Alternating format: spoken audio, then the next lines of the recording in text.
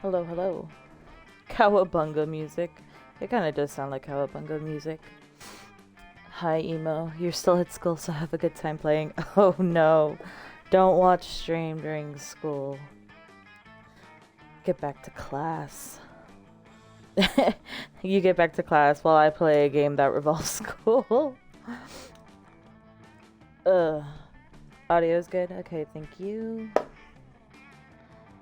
Ugh. Alright, time to play. One player, first term, full game. We know all this. Okay, so Vera said no. Polly said yes. So now we're gonna be this guy. Green, he, okay. Oh boy, oh boy, do I love me the Snake Girl social link. I know, right? Who should I try to go for now? Should I go for the pink girl, the red guy, the werewolf, the purple guy? Mermaid? Okay, I'll go for the pink girl. Miranda. You wish you were raised by a really progressive marriage, kick-ass venomous snake, pack of wolves, mysterious. I guess we'll do this one. Democracy is just broken would be the best way of choosing a leader in modern society. We'll choose this one. Purple guy, like FNAF. Whore. You find a genie in a bottle, you ask for what you want. What do you ask for? His friendship, a rainbow that you can eat. Him to not be so cliche, a genie and wishes so mainstream. Infinite confetti. I don't ask for anything, I drink the genie from the bottle, I can grant my own wishes. Before asking for anything, you try to negotiate up to 3 standard wishes. I feel like Infinite, these two, this one's Polly, this one's Vera. I think Mermaid Girl is this one, his friendship. Ah, shit. It's the other guy. Okay, never mind, I guess we're going after Werewolf Boy. Sure. I think he likes... I don't know what he likes. I really don't know. So, we'll increase our charm, so gym time. That day, an epic dodgeball match takes place. Everything seems lost, but you deliver an inspirational speech that fuels your team spirit, leading to a spectacular comeback. You're clearly a natural-born leader. 2 charm. Hooray. You look up to find Liam and Scott waving their phones in each other's faces. What about this one? Nah, I definitely swipe left on that one, bro. But this is my best picture. But it's not even a picture of you. It's just a photo of a stop sign wearing a top hat. It's artistic? I don't know. Maybe if it was a picture of a fire hydrant. Well, it's not as if your pictures are in any way superior. What are you even doing in this one? Smiling? See? Unacceptable. But I like smiling. Are you sure it's wrong? Of course I am. Look, I'll even bring in an impartial third party. You're renowned for your honorary horny dating app trademark success. What's your secret? I don't just smile with my face, I also draw a smiley face on my bare chest. I shock and amaze them with my custom momentogram filter, sepia mustache enigma. I feel like Scott likes this one. Whoa, dude, that's like 6 times as many smiles. 2. It's 2 times as many. Bro, who has time for math at a time like this? I gotta go find a Sharpie. This is gonna be like that time I passed out at that football party, except with smiles instead of dicks. What the heck? That is technically correct. You wish you were as easy to please as Scott. You gain 2 creativity and fun. Hooray.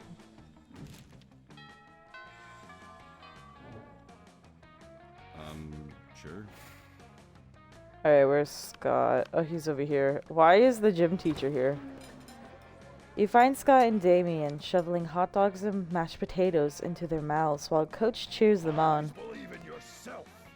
Go, boys, go. Munch your way to victory. There is no truer sport than an eating contest. 10th, crotch. Let me eat.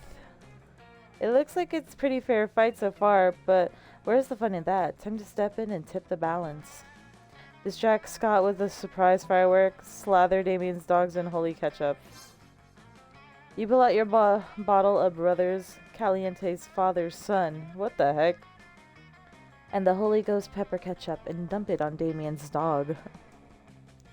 Yeah, finally a sauce hot enough for... Oh fuck, my soul's melting. Always embrace youth. Power through, Damien. The heat you're feeling is just the fires of determination. No fire I can handle. This ketchup is fucking consecrated. I'm having an allergic reaction. Allergic reactions are just weakness leaving the body, Damien. Keep it up. I'm pretty sure that's wrong and dangerous advice, Coach. I quit. Well, I guess that makes Scott the winner. Congratulations, Scott. I love winning. Great, hooray. Now will someone take me to the nurse's office?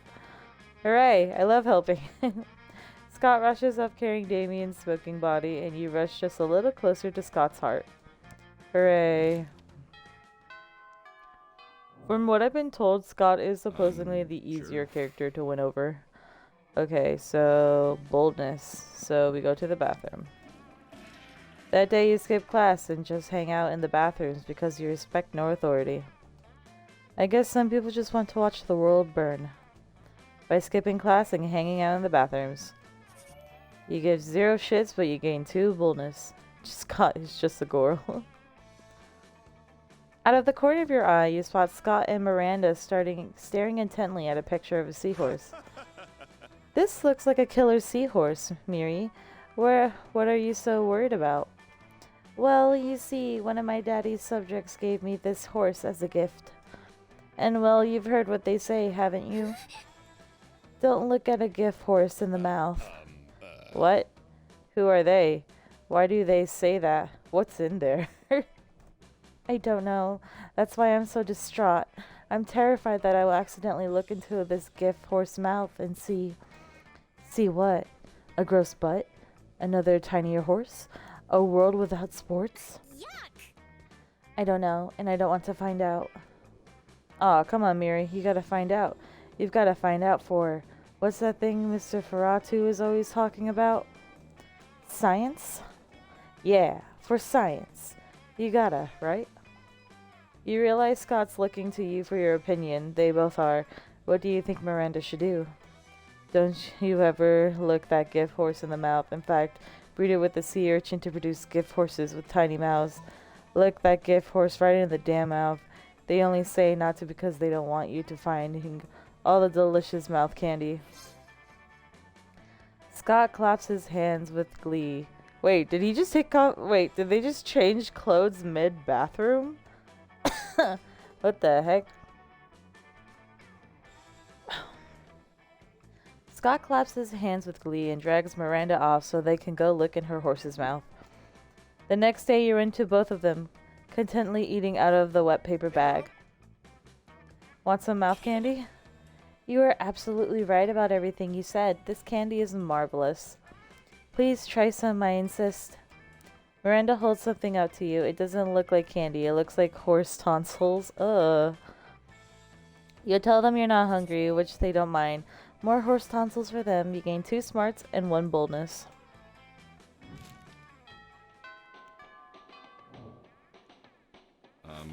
Sure.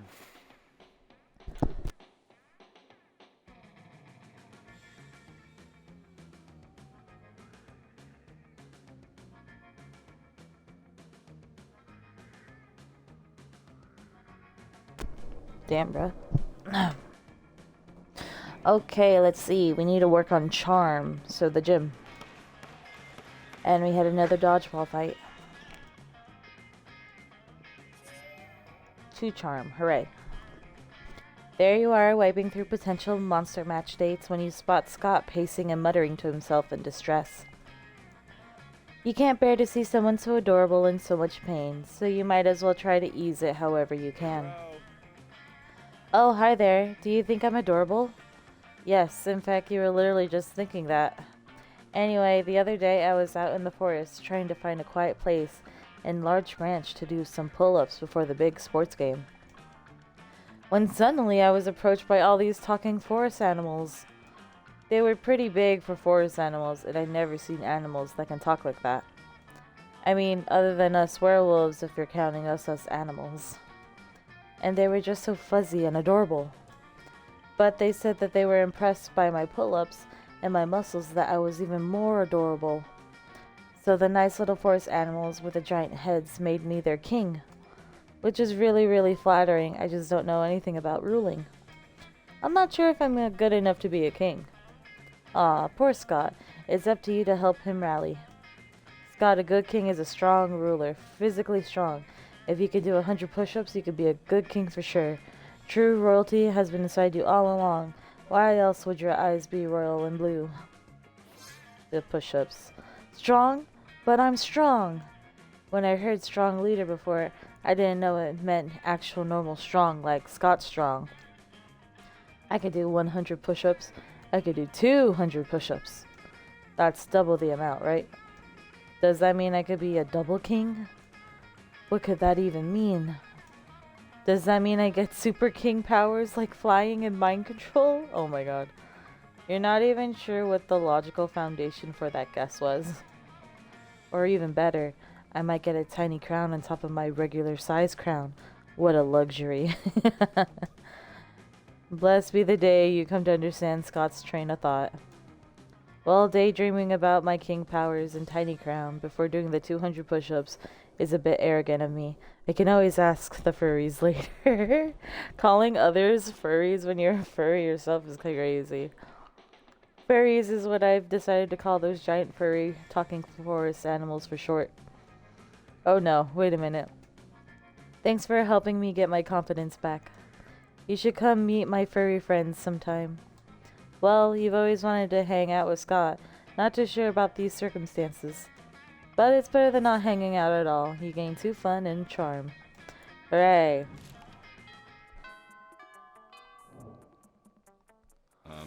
Sure. Okay. He's with Vera. Vera's drinking her customary lunchtime scotch because you can drink whatever the hell you want at this school, and Scott's not making it easier for her. Hey Vera, what you drinking? Scotch. Why? Oh, okay, it's this scene. Alright, so this time we have to choose Scott's thing, not Vera's. It's okay. Scott is a little slow. Yeah, it's called Scott's, but today's opposite day, so everything that Scott's is actually Vera's. You're right, Scott. That drink is your birthright. Chug, chug, chug, chug. You don't have to tell me 5 times. Bottoms up. No! What are you doing? Stop. Okay, I just drink the whole bottle anyway. You utter twit. That scotch was brewed for King Tongue-to-Human himself. I had to have an adventuring archaeologist betrayed and murdered for that. What? Sorry, could you say that again? I was blackout drunk from all your Scots I drank. You're impossible. I'm impossible, hooray! You drag Scott away to escape Vera's wrath. He spends the afternoon doing all your math homework for you. Turns out Scott's way smarter when he's blacked out. Scott's just trying his best. Sure. Okay.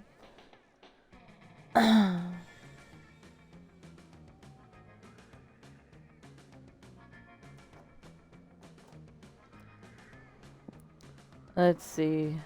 Boldness. So we gotta go to the bathroom.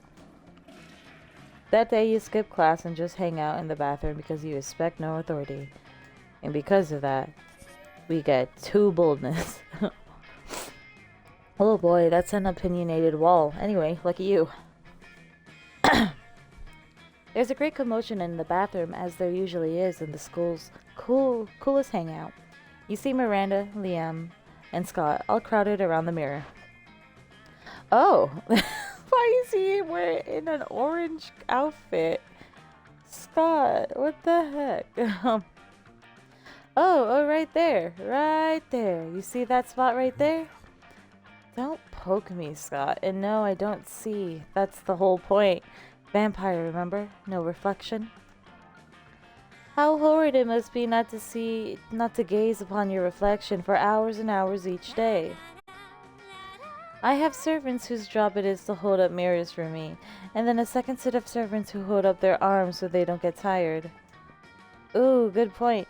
Liam, maybe you need servants. I could be your servant for the day. I could hold your mirror real good. It doesn't matter who would be holding the mirror. I won't have a reflection. All I want to do is see the spot where I'm considering putting a double helix, triple gauge, real fox, chimera scale cheek piercing. It needs to be at least half a centimeter left and 3 centimeters down from where anyone else would pierce their cheek. You don't need a mirror for that. I can just pierce it for you right now. You trust me, right? Right. Oh my gosh. Anyway, there must be some way to inspect the potential spot, even sans reflection. Strategically removes Liam's face so he can see it for himself. Use found materials to create a perfect replica of Liam. Well, I do love avant-garde art.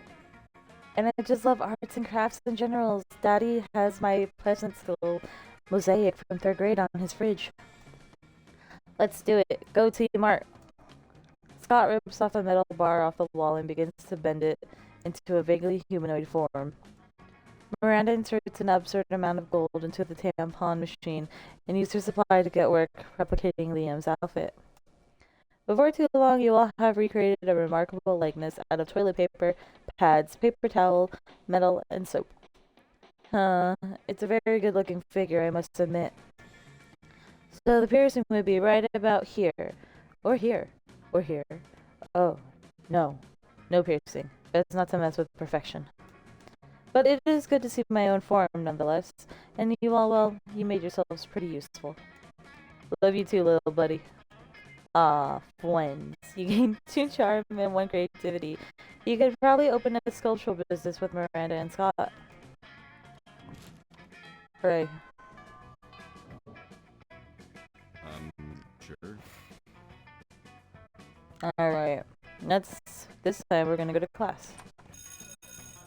That day you listen to your elders and learn valuable lessons. Sometimes after all the monster nonsense and dating gimmicks, you forget that attending class is supposed to be the primary activity at this high school. You gain 2 smarts.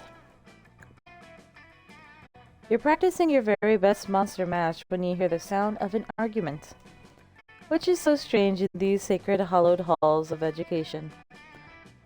Lol, JK, can you imagine? Hey!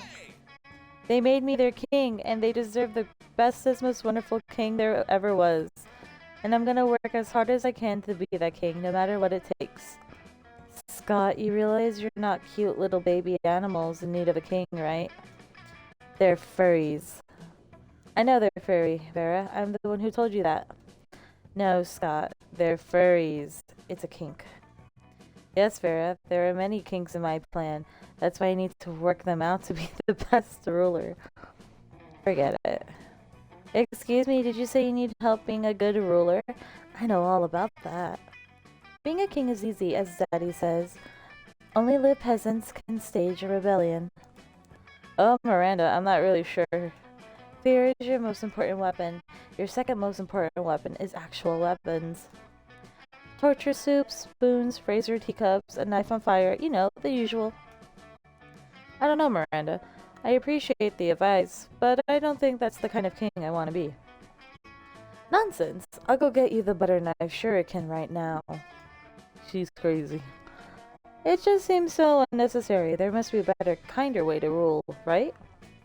I want them to have a happy time under Scott the First. They've been so nice to me. They've written me beautiful songs, which are about my adventures, but most of them are the sort of thing I definitely have not done. And they made amazing drawings of me, which are very generous in their proportions. I just think they deserve the best leader. No more rulers make their subjects pay taxes, but what if you pay taxes to them? Flag time. You can't rule a kingdom with no flag. Without a flag, it would be just a bunch of flagless people. Flag, yeah. You're 120% right. Flags are the best. Let's combine our art powers to create the very best flag ever. You get into an intense art frenzy, which is kind of hot and intimate. Somehow the two of you end up shirtless and sweaty while painting and doodling. After 3 hours of passionate art activity, you put your clothes on again because of decency, but mainly because you don't have a shirtless model for Scott and admire your work. Whoa, this is genius. No, it's actually a not so bad drawing of Scott shirtless and the word Scott rules. But sure, why not? You know how to take a compliment. Scott leaves all excited, ready to execute your plan. As your elders always say, any problem can be solved by drawing shirtless people. Later you stumble upon Scott again. He seems quite excited. There you are. Your plan was a success. My beloved furries seem to love a flag that's basically just me shirtless. They declare it a national day that could be celebrated yearly by drawing me shirtless. Which is kind of silly since they do that pretty much every day anyway. But the important thing is that now I'm the best ruler ever. And it's thanks to you. I would love for you to visit my kingdom someday. We might even celebrate Shirtless Scott Day together. Wink. You're pretty sure Shirtless Scott Day will totally become your all-time favorite festivity. You gain 2 charm and creativity. Hooray.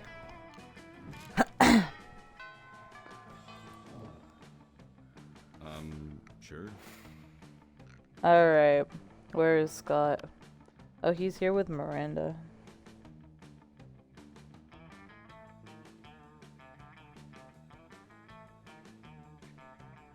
Okay. As you approach Scott and Miranda's table, you see that the entire table is covered in exotic silverware. Oh, what's this one for? That's the forking spoon. It's a spoon for picking up your forks so that you don't have to touch them with your fingers. And that one? That's the tuning fork. It's for making sure all your other silverware is tuned to A minor as is proper. What about this one? That's the dairy knife. It's for milk. Wow, do people ever invent new silverwares? All the time, but none of them are any good. It would take a genius of true subtlety to improve on the existing canon. A genius of true subtlety? Genius and subtlety are your middle fucking names.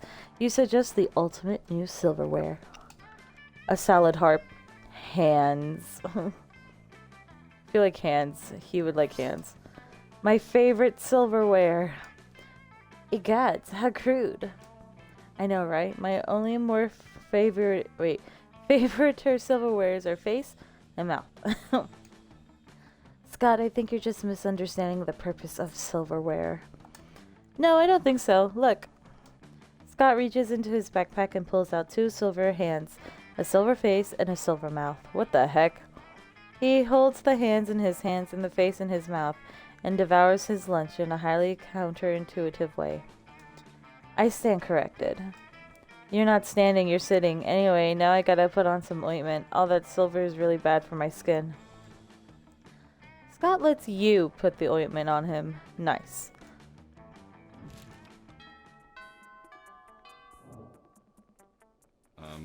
Sure. Okay, time for boldness, so we go to the bathroom. We skip class, hooray.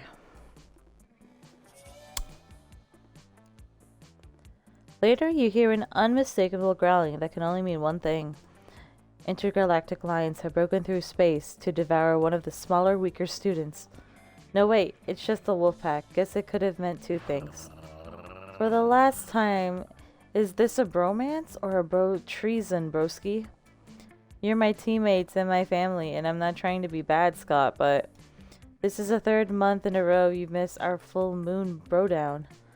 We got together and practiced a wolf pyramid and then helped each other inject sheep steroids. We played Flip Cup and Lamb's Blood Spike with Natty Ice. That all sounds really nice, but I already had plans and I didn't want to let people down. Bro, you're a wolf. Are you with the wolf pack or are you with those other monsters? Oh damn, you're one of those other monsters. You better do something. Let me teach you a new game, extremely long distance fetch. Guys, on the insides. Aren't we all wolves?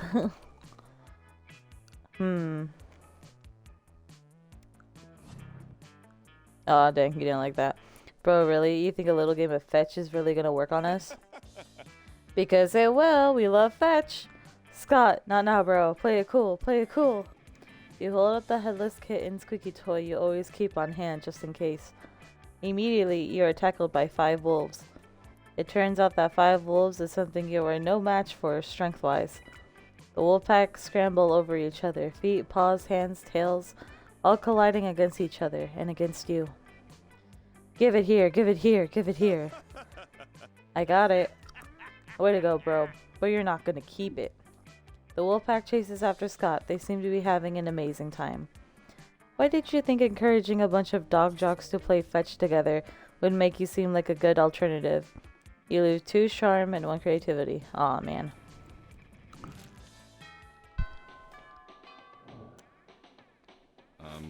Sure. Okay, so we'll go to the auditorium. Aw. That day while rehearsing for class play, it's as though the muses themselves had descended to give you a figurative blowjob. Your performance is intense and inspiring. It will be remembered for generations, which is pretty rad by high school play standards. You gain 2 creativity. You bump into Scott's backstage, where he's busy bench pressing a fog machine. When he sees you, he sits down the machine, wipes his forehead, and looks at you, panting. Hey, bro. He's a tree. Hey, bro, sorry I'm so sweaty.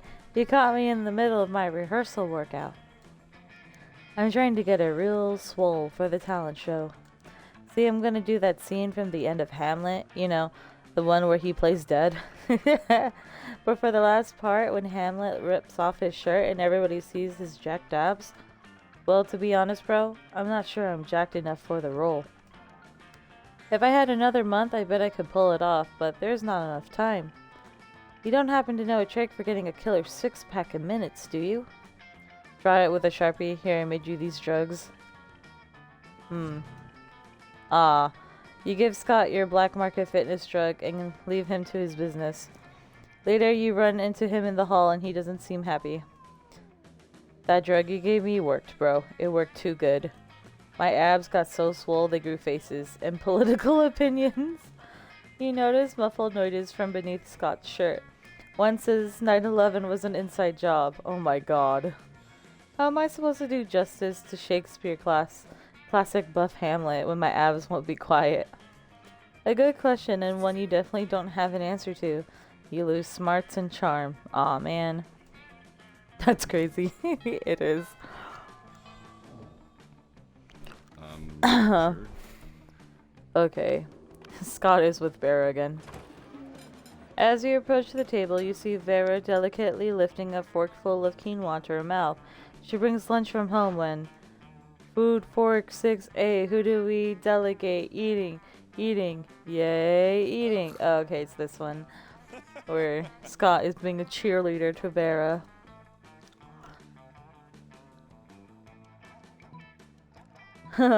You shouldn't be cheering for Vera to eat the food. You should be cheering for the food to get eaten by Vera in the walk-in freezer. The problem is obviously that we aren't dressed up as a giant salad. Yeah. Oh yeah, that makes sense. I mean, sports cheerleaders dress like giant steaks and drumsticks all the time. Or maybe that's just how they look when I'm really hungry. Whatever, let's dress up. Luckily, the school keeps some giant vegetable costumes in the auditorium for health presentation, so you snag them and start cheering. Beats, aggressive, eats, beats, aggressive. There aren't even any beets in this salad. It's just quinoa and the tears of my enemies. Vera's pissed, but she does eat her salad really fast, just so you'll leave her alone. Hooray for cheerleading.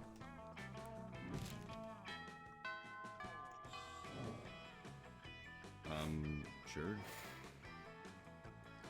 Okay, now let's work on oh, she's in class, I know. We'll work on charm. Dodgeball. After dodgeball comes the obstacle course, you stare across the gym at it terrified, as are most of your classmates. There are giant centipedes, venomous bears, bloodthirsty magpies, circling just under the ceiling, and animals so bizarre one can barely find words to describe them. Morning, students. Alright, class. I've imported this special course from Regular Creatures High School in New South Wales, Australia. Don't be afraid. I believe in each and every one of you. These terrifying creatures will not break your will. I will not let you down, Coach. Giant crocs don't scare me. This is not peeing my pants. Finally, worthy adversaries. What's the abomination over there even called? That would be a platypus. I'm gonna drag it to hell. The underworld has never seen such horror. Damn. Perry the platypus is in hell. Crazy. Well, don't just stand there. Show him what you got. Clear the course. We've got to go, native mates. Oi, hold my beer. We'll have a look at them. They're so cute. Let's slay them with kindness. So charming. You approach the vicious beast unarmed and give a platypus a hug. The mood changes drastically. Soon Damien is riding 2 crocodiles like jet skis, surrounded by swooping magpies that chant his name. For a moment you think the koalas are overwhelming Scott. It's actually just a full of contact tea party. You were supposed to clear the course, not befriend it. But this is even better. Your power of friendship has melted the hearts of these abominations. You've made my abs cry with joy. From your close encounter with Australia, you gain 2 fun and charm. Hooray.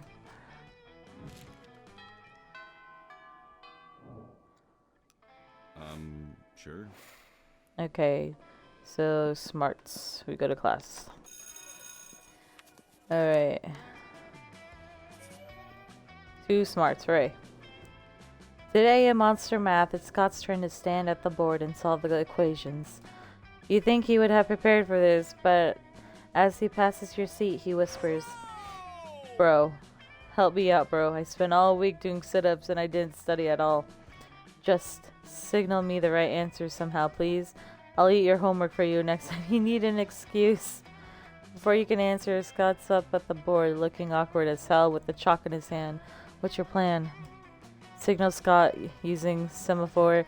Write the correct answer somewhere where no one would suspect. Your butt. Not so bold. Damn. You've been waiting all day for an opportunity to show your ass to the whole world. You hastily scribble some equations on your butt, climb up on your desk and drop throw. What does that say? I'm sorry, bro, but I'm having a hard time focusing your handwriting. Should you maybe write the answers on a less gross butt? Suddenly, everyone in class is critiquing your gross butt and your math. The class is a real pain in the butt. You lose 2 fun and charm. Ah, poo. The ass wasn't good enough. Sure. Alright, there he is. Damn, poor Vera. Scotch is bothering Vera. Watching Vera eat is usually pretty disturbing. Her snakes eat at the same time she does. But at least it's usually quiet. This time, however, Scott is doing his best to change that. Oh god, what the heck? Go, Lefty, gobble that mouse. No, watch out for Wiggles coming up from behind. Use that tongue, go. He does this every week or so. Whenever my snakes need a meal, he seems to think snake eating contests are a competitive sport. Also, I don't think he realizes that an actual snake eating contest would probably involve people eating snakes. I tried charging him for tickets to get him to stop, but he actually pays to do this. He keeps track of each snake's statistics on a little index card. He even given them names. Go Slither, go Bendy, go Sanchez, go Snake. Those aren't their names. God, no matter how much he pays for the tickets, it isn't enough. This seems like a really tense situation. You resolve it in the only way you know how, by opening your mouth and yelling, Boring, this is nothing compared to the earthworm eating contest. Snake, eat that food and stay awake. That's the spirit. Get your head in the game, Sanchez. Do snakes have heads or are they just neck and face? Whoa, check it out. Bendy's been behind all season with a record below BMI. That body mass index. The index is because I wrote it on this index card. But now she's hungry for victory. Let's go, Bendy. Swallow that glory. The snakes really do seem to enjoy having an audience. They're really hamming it up, or should it be snaking it up? Your wild cheering motivates Bendy to really go all out. She tries to grab the mouse from Lefty's jaws, but the two end up tearing it in half. Ugh, my scalp. It'll take my snake charmer hairdresser hours to get those organs out. Oh, major foul on Bendy there. She's gonna be out for the rest of the season. Damn right she is. I'm having her muzzled, and her name is Spirulina. By the time Vera's cleaned up the blood and ran off, he made plans to meet with Scott to watch the next match. Nice.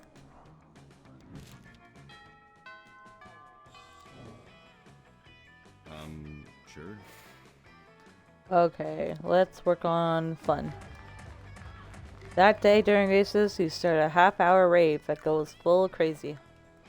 You have no idea how it escalates so much, but at one point there are like 300 people. Someone summons demons from a nightmare dimension. The consequences might distort the fabric of reality itself, but who cares? It's a rad party. You gain 2 fun.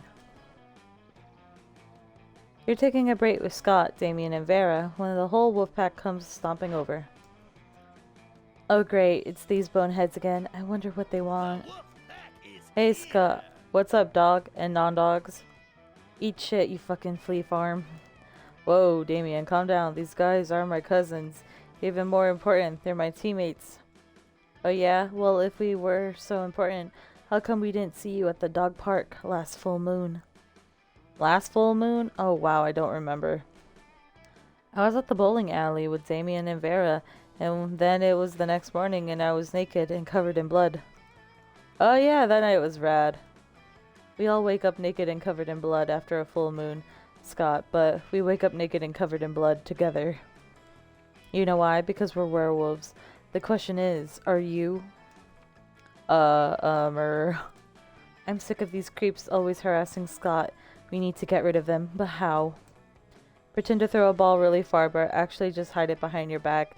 A fiendish deception. Stack Vera and Damien on your shoulders to make yourself as big as possible. Do this. With hands as swift as your wits, you snatch up Scott's football, which he always has, obviously, and execute the maneuver. The football! We gotta catch it! Where'd it go? I'll get it! I'll kill it! The wolfpack sprints off in the direction you pretend to throw the ball. Scott starts to chase after them, but Damien stops him. Dude, look over here. We've had the ball the whole time.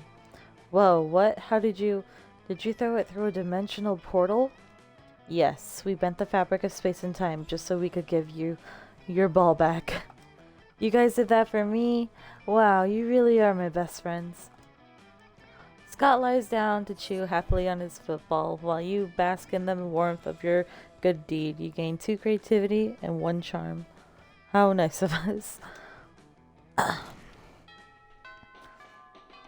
There is not a single brain cell in that bloodline. Sure. You're not wrong. He's just a girl. Alright, time to work on some smarts. And we went to class. And we get 2 smarts, right? Scott catches up with you afterwards, panting with excitement.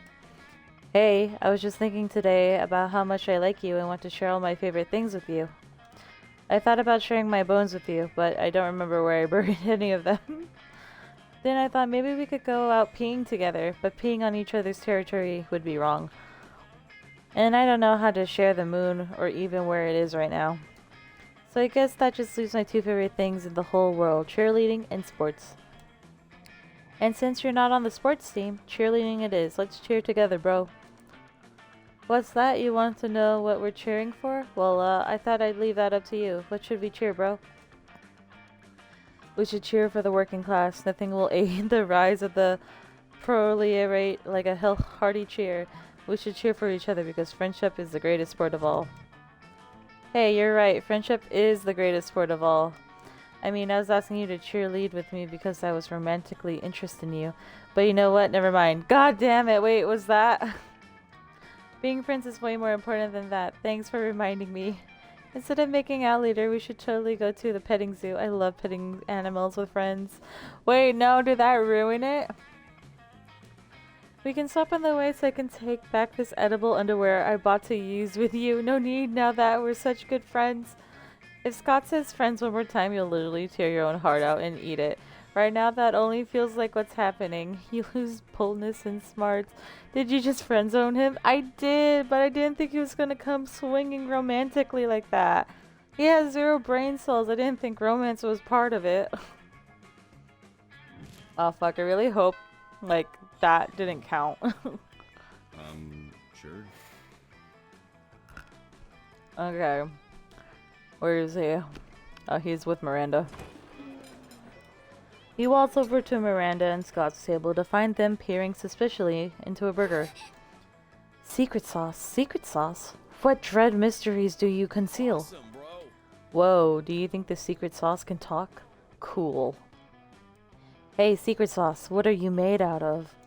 No, Scott, my question was rhetorical. Awesome, mine was loud. Oh, it's no use. We will never discern the active ingredient of this delicious secret sauce. Unless you have an idea. The blood of your father's enemies, Miranda. That's why it's so delicious. You're overthinking this, Scott. It's a sauce made of secrets. Oh, of course. Secret sauce, the clue is in the title. But what are the secrets made of? Shh, Miranda, it's a secret. But, shush. Shush. Shush. In an effort to become more mysterious, Scott has you rub secret sauce all over his chest. You're definitely into it. Damn, okay. Sure.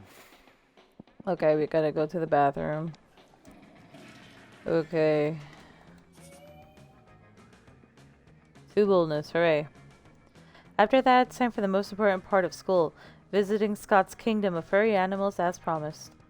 When you get to the forest, you find that most of the trees have been decorated with beautiful, intricately drawn pictures of an even more muscular than life Scott having various kind of sex with various different giant furry animals.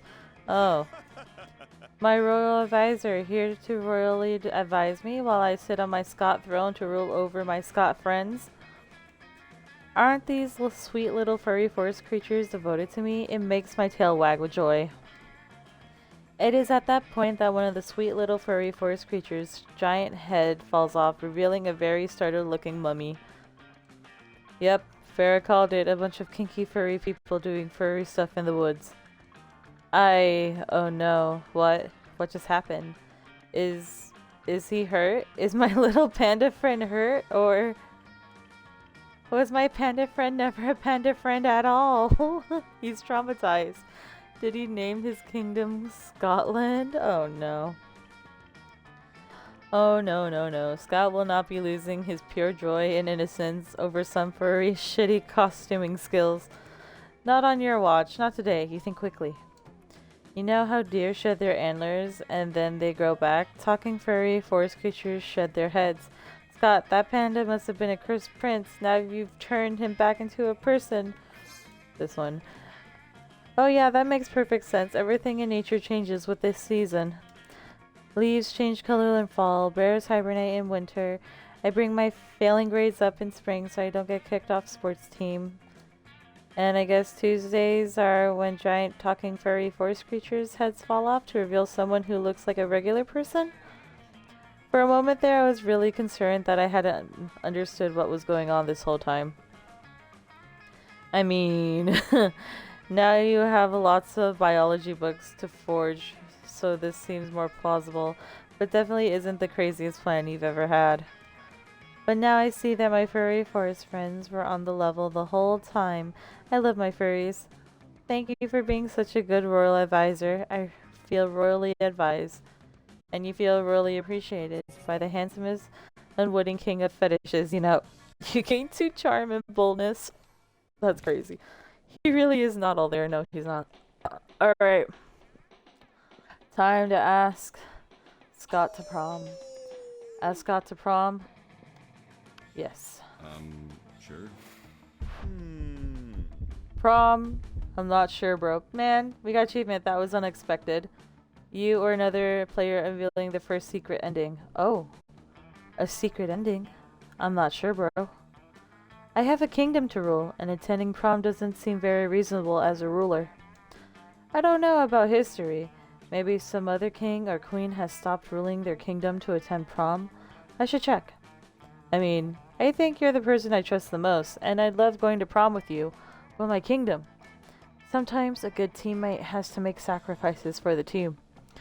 You know, the teammate is me, and the team is my kingdom. Oh, and the sacrifice is not going with you to prom. I truly am sorry. Sometimes there's not enough space in one Scott for both ruling a kingdom and love. Bye. Scott leaves, and you swear you saw a manly tear running down his cheek. It's okay. You started all this to seduce Scott, but now you put more value on his happiness and on his pursuit of a career as king of a totally fake kingdom. You stay by his side as the best furry concierge that has never existed. Your relationship with Scott strengthens, and in the end, his kingdom sees that. So, God. Scott thought his kingdom and love weren't compatible, yet it seems to be quite the opposite. Scott's subject started drawing lots of suggested art pieces depicting the two of you. Facing that explicit art made you rethink the nature of your relationship, and it ended up being closer to all that not safe for work art. What the heck? New secret endings, we got one, hooray. If only you didn't friend zone him. That is an ending, bruh. The most likely to get an anal bleaching. Scott, best at sports. Bruh, what the fuck? Okay. And then all of this crap happens. No, Scott.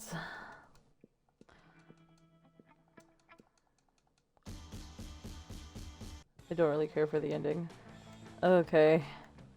It's time to try it. His love again.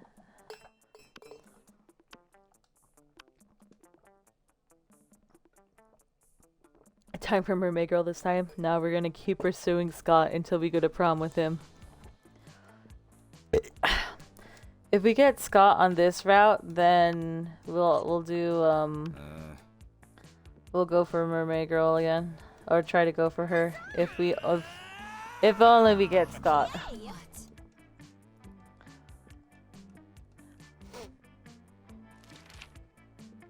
Okay. Let's see.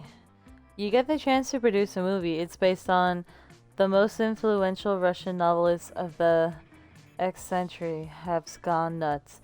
They don't remember anything about last night, and now they can't find the manuscript of their brother Karamazov, and Dostoevsky has to deliver it today.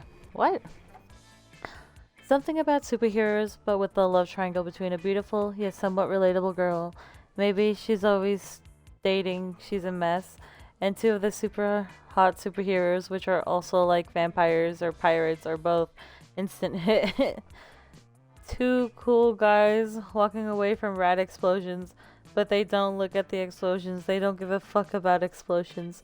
They reflect on life and love, but it is super dope and kick-ass because they do so walking away from never-ending explosions. I guess the middle one? I don't know. So wealthy. What would be the coolest prize you could find in your box of cereal? Let's see. What would Scott like? I feel like he would like this one, the nutritious thing, because he's athletic. Your partner just gave you a cool gift for your anniversary, but you totally forgot. Quick, come up with an idea for a great gift. Anything on fire or a weapon. No, a weapon on fire. This one's Scott. Oh, that's not Scott. No. Oh, their things change? No. I accidentally clicked on something. Sure. Okay, no. I mean, we'll go with it and see where it takes us. Creativity auditorium. Alright. I didn't mean to start Damien, no. Oddly enough, you notice Damien and Vera are having some kind of business meeting. At least they're both sitting holding Manila folders. You move closer to see what's up. Hey there. Now, Damien, it seems we both agree that Gwilliam the Incubus is a piece of sentient garbage who deserves harm. True, true. I believe that together we can make William very unhappy. I prepared an action plan for a potential merger. Have a look. Vera opens her folder to reveal intricate charts with titles like Diversion, Coefficient, and Maximizing Humiliation Dividends. I brought a folder too. Damien opens his folder. There's a piece of paper that says punching on it. I admire your simplistic approach, but I think we need a plan that utilizes both our strengths. Damien nods and turns over his piece of paper. On the other side it says punching hard. These two are never going to come to an agreement unless you step in and mediate, so you tell them your idea. Use this convenient list I brought that shows all of his greatest fears in order of severity. While he's sleeping, replace all his organs with live possum. Here? Most of these fears seem pretty standard. Clowns, bees, entropy, corn. That has been quite Interesting. pleasing. Very interesting indeed. I think we'll be able to accomplish some marvelous things with this list. Does it say punching on there anywhere? Yes, but it's at the bottom of the list, below libraries and fish. Well, okay, as long as it's on the list, I'm in. The way Vera's eyes look right now, she's right at the top of the list of your fears.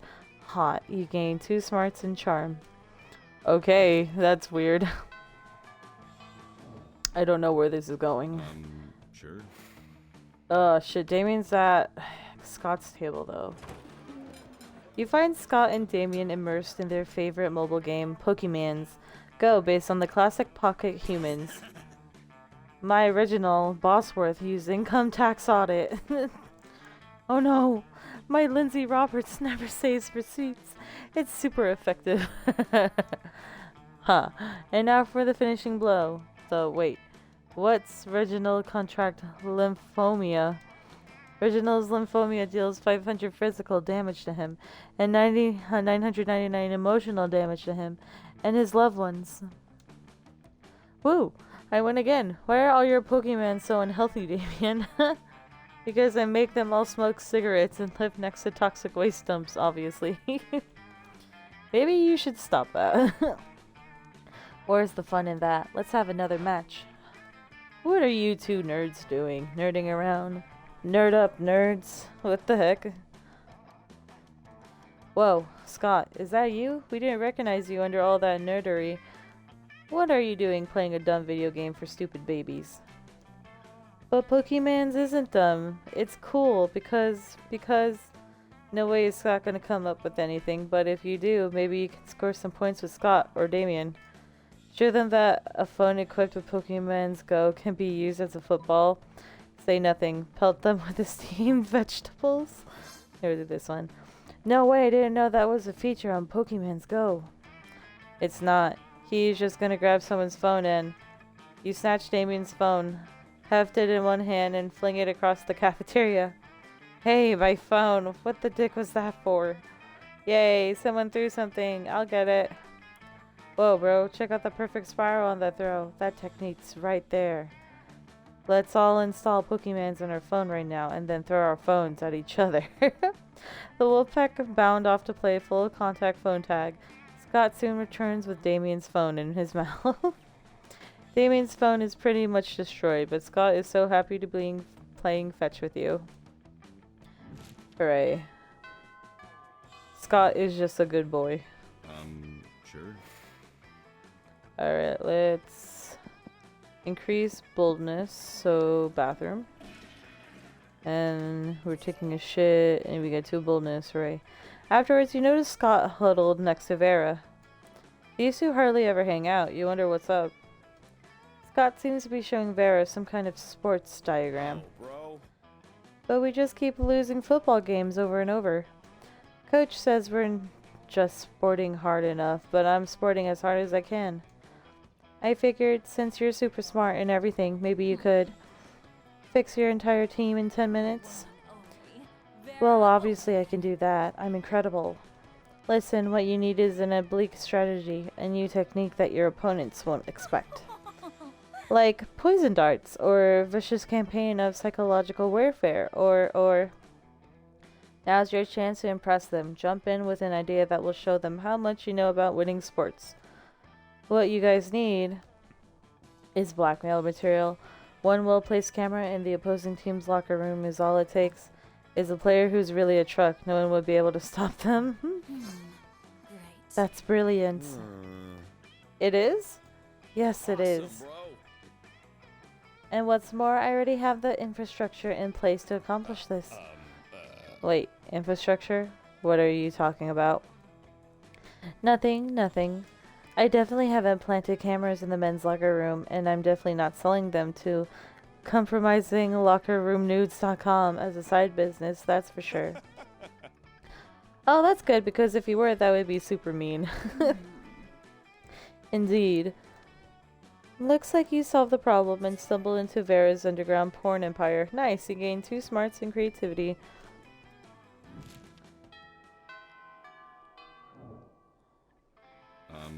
Sure.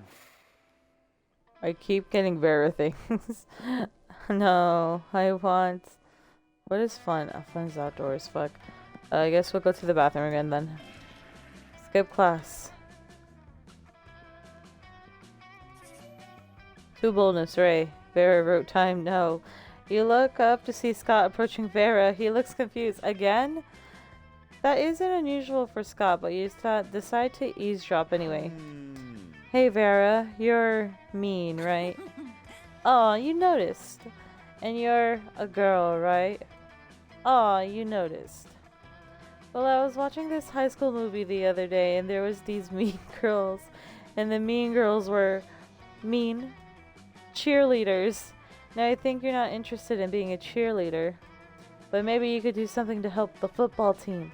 I mean, according to the movie, high school athletes and high school mean girls are natural allies, right?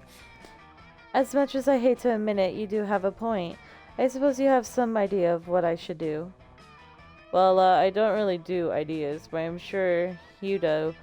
Here, you have a great idea. Tell her. They both look at you. Well, what's your idea?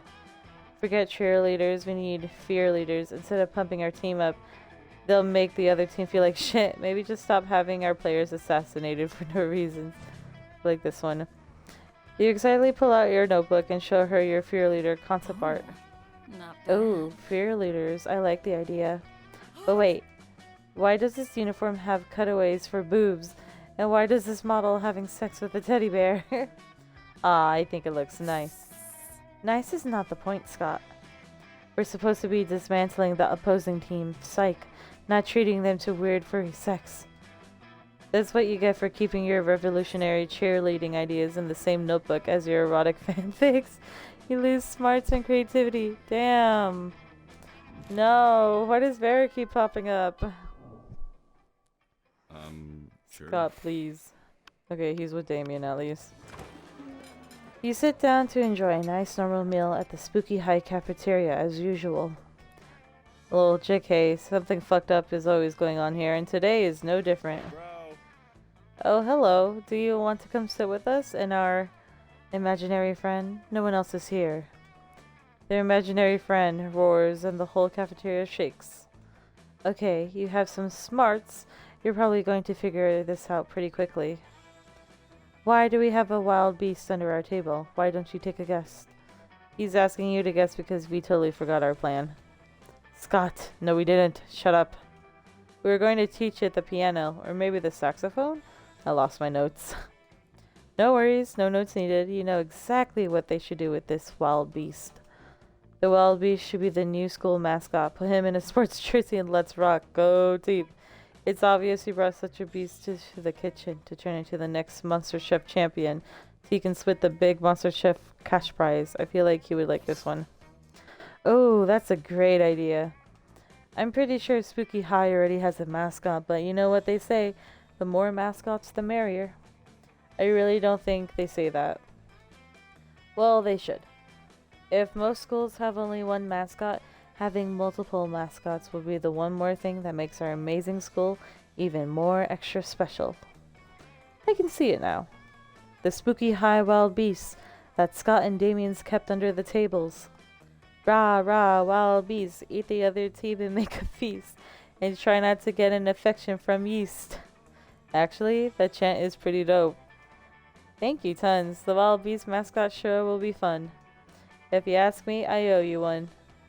If you were to nitpick, you could point out that tons and one fun don't actually rhyme. But why would you nitpick such an adorable and genuine display of affection from darling Scott?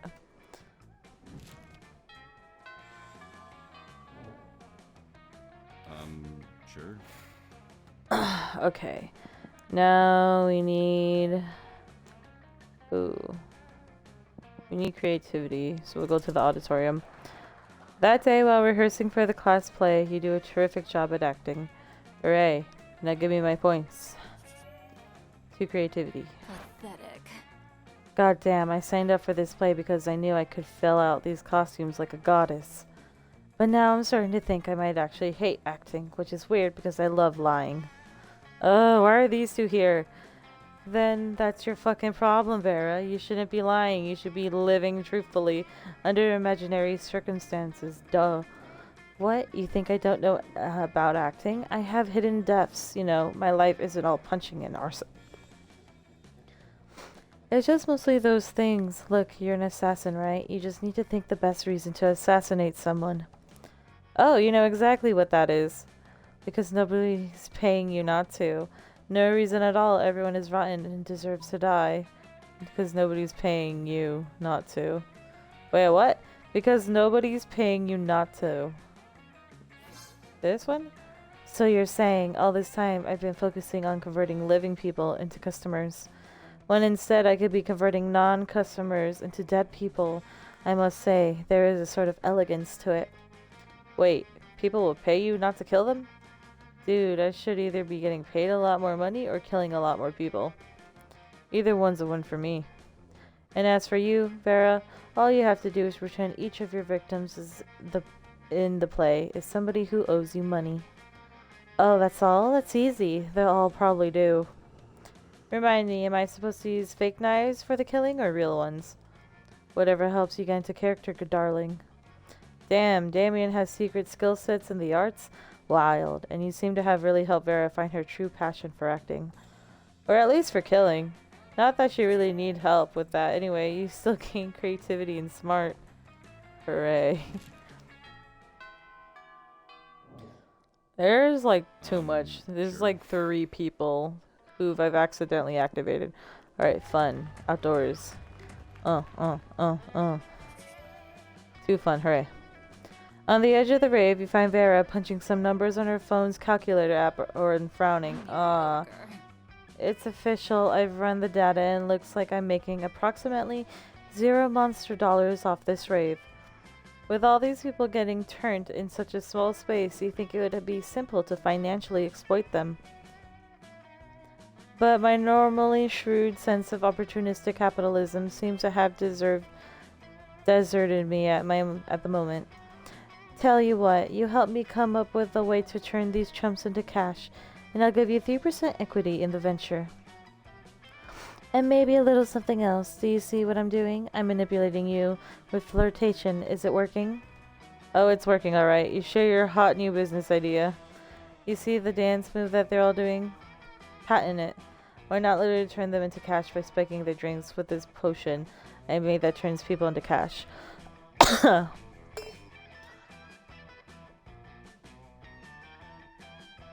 I don't think you're gonna get anyone in this run.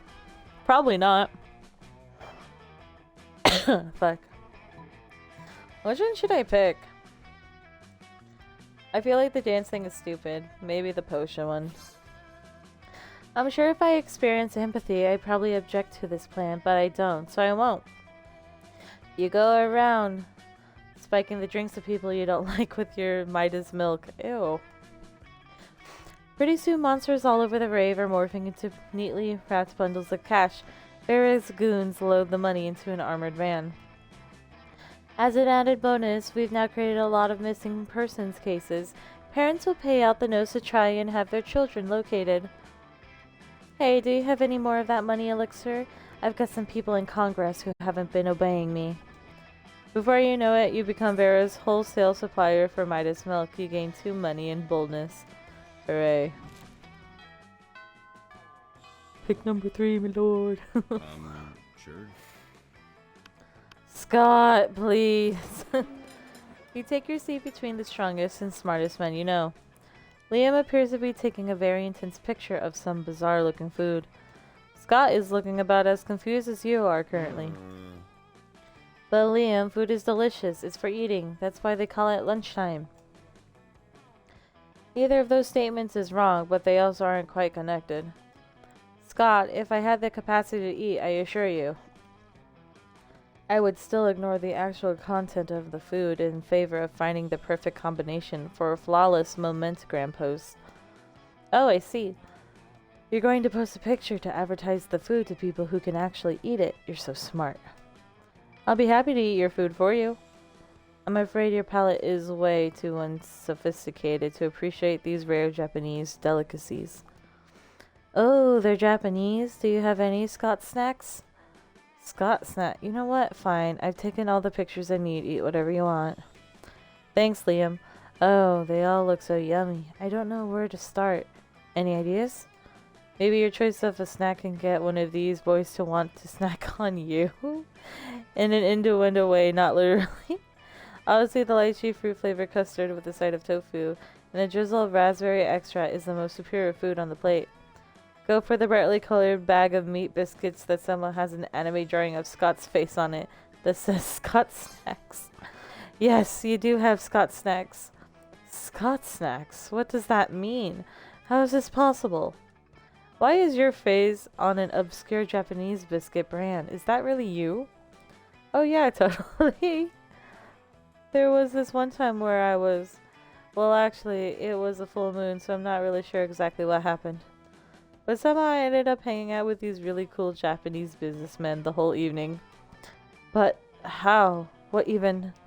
Yeah, I guess they saw me practicing a few sports moves and they saw how strong and fast I was. And they wanted to show how their meat treats are strong and fast.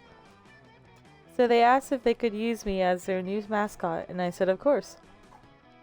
And then the Scott Snacks became a hit, and now I'm kind of famous in Japan. Thanks for pointing out the Scott Snacks to me. It's nice to know you want to see my face. I want to see yours too. How is he so muscular and so adorable at the same time? Maybe one day you can put your faces together. Time to skate? Okay, emo, have fun. Try not to crash. Sure. Okay, so we gotta work at our charm, but the shopkeep is at the gym.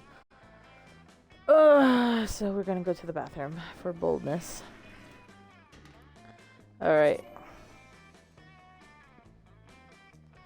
Later, you're practically daydreaming about prom.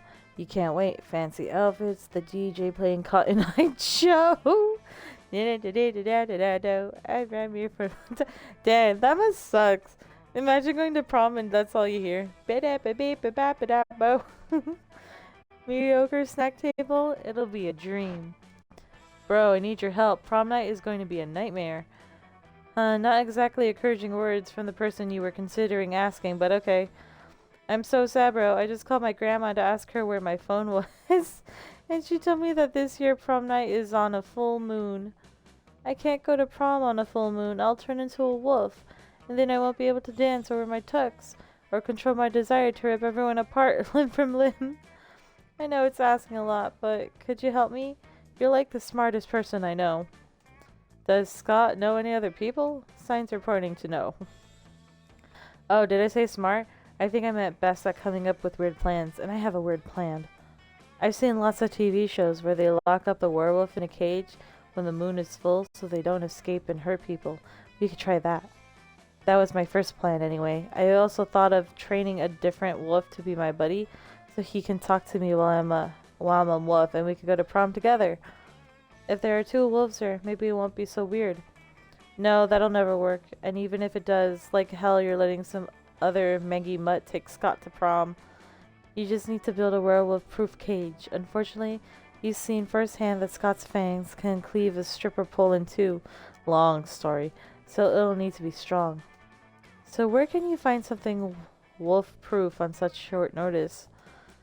Go on an adventure to seal the legendary cage of Kratos, the vengeful deity of torment. It's actually where Kratos puts his dogs when he needs to go to the vet. Just put one of those do not disturb hotel things on the side of the cage, so Scott, being a good boy, won't disturb the outside. Is the first one? You and Scott go on a harrowing journey to the center of the Underdark Dimension, land of madness and despair. You fight monsters, bargain with Hellions, cross a river of blood in a boat made of bad vibes. It's altogether your second most dangerous day of school ever. Hey, I think that's Kratos. Unless there are two guys here who sit on thrones of rusty spoons surrounded by a chair of screaming shadows. No, said Kratos, there are no others. I am the beginning and the end, for torment is eternal. Cool, can we pretty please borrow your cage? Do you mean the cage of bones and immortal damnation, or the cage of Buster, my dog? Second one, I think. I kinda like bones too. Hey, can we get that one instead? No, the bone cage is occupied, but you may borrow Buster's cage, from one dog lover to another. Yay, thank you, you're pretty cool for a god of torture. Of course I am. I may be a malevolent force of evil, but I still have hobbies. I'm also into succulents and baking. Oh, as long as you're taking the cage, you can also borrow Buster's vibranium flea collar and his legendary kibble of Cthulhu. Wow, that's awesome. I can't wait to wear and eat this stuff when I'm going feral. You're the best. What the heck? Awesome. Kratos gives you guys an escort out of the Underdark Dimension and leaves you with the phone number of a good demonic vet if you need it. You gain 2 charm and 1 fun. What the fuck? I mean, okay, but what the heck? Sure. Okay, let's work on charm. Dodge, ball. Balls of dodge. Throw it back and get heart. I don't know. After you work out, you notice Scott standing around with a really unpleasant look on his face. Normally, Scott has a very pleasant look on his face, maybe with his tongue hanging out for a bit. Right now, it's not hanging out at all. As you get closer, you see that he's waving it around inside his mouth. You ask him what the hell is going on. I'm using I'm doing tongue squats. It's part of a new workout system I found called the Idiot Cleanse. Only $1 for the first week. But I can't seem to get these tongue squats right. My form's all wrong. Look at my tongue. It's so weak and scrawny. You look like a person with a buff tongue. Do you think you could give me some pointers for ultimate tongue strength? You got to work your way up to tongue squats, man. Let's start with some light tongue wrestling. Dude, tongue squats aren't meant for dog tongues. If your tongue gets too swole, how will it flap around when you stick your head out the car window? This is the first one. Aww. Your clever ruse to make out with Scott succeeds too well. He's waving his tongue around inside your mouth like he's looking for peanut butter. Ew. Then he gets carried away and licks your whole face, especially your eyes. Thanks for helping me improve my tongue fitness, bro. Oof, harsh. You head to the bathroom and wash your mouth out, and hopefully your mind as well. You lose 2 fun and charm. Boo.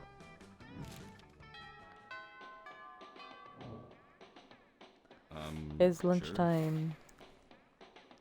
Where is... Okay, poor Vera. Vera's drinking her customary lunchtime scotch. Okay, it's this again. Time to give Scott his scotch. Come on. You're right, Scott. Chug, chug, chug. Bottoms up. Hooray.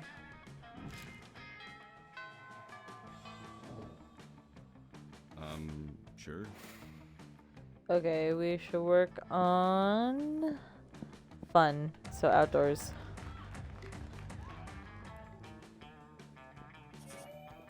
Too fun. Hooray. You told Scott you meet up with him afterwards to work on his titanium house incarceration room specifically tailored for totally rambunctious animal people device. Thirst trap for short. Okay, I think we're almost done. The thirst trap's got 3 layers of silver bars, 16 padlocks, a rotting corpse for it if I get hungry. porno mags, one of those thingies that shakes you when you put it in your butt. What the heck? I broke mine last full moon, but my grandma said I could borrow hers. She's just a sweetheart. Oh. You have many questions, like why does Scott need sex stuff while he's a wolf? Or why does his grandma need it all at all? And how soon can you forget that knowledge? Oh, I know the answer. When I turn into a wolf, I can't really control myself, and a lot of my primitive desires get amplified. That's what my grandma says anyway. I don't know. Apparently I get really hungry and kinda humpy while I'm a wolf. That's what the cage is for. It's okay, you'll see. You are gonna stay with me while it's happening, right? In case I escape? Oh, you are so gonna be there. Great. Then the last step is to decorate the cage and make it look all pretty. Why do you look confused? Of course we've got to make it look nice. Wolf Scott will be so happy that normal boy Scott cleaned up the place for him. Well, Wolf Scott is the one you'll hopefully be boinking later, so this happiness is definitely a priority. What could spruce this prison up? A very postmodern piece of abstract art. Nothing is as beautiful as Scott, so 50 posters of Scott's face. Whoa, are those posters of my face? I really like this. Gosh, I'm so handsome. This is a great idea. The cage looks really nice now, and seeing my face will be a great reminder to wolf me when I forget who I am. He'll be all, grrr, who am I? Am I handsome? Then he'll see the posters and be like, oh yeah, I'm Scott Howell, and I'm super handsome. It'll make him calmer and less murdery. Not to mention, these posters will be a great way to let people know whose cage this is. Now anybody who looks in there and sees a rabid, hungry wolf is gonna look at the posters and know it's actually me. That'll be helpful since Wolf Scott is currently wanted for the murder of an entire pizzeria staff. If the police see it's actually me, Scott, in there, they won't arrest him. The whole design screams, this is Scott's cage. I love it. There was a lot of weird things about what Scott just said. But you're just glad he didn't ask where he got the 50 posters on such short notice. He gained 2 fun and charm. Hooray.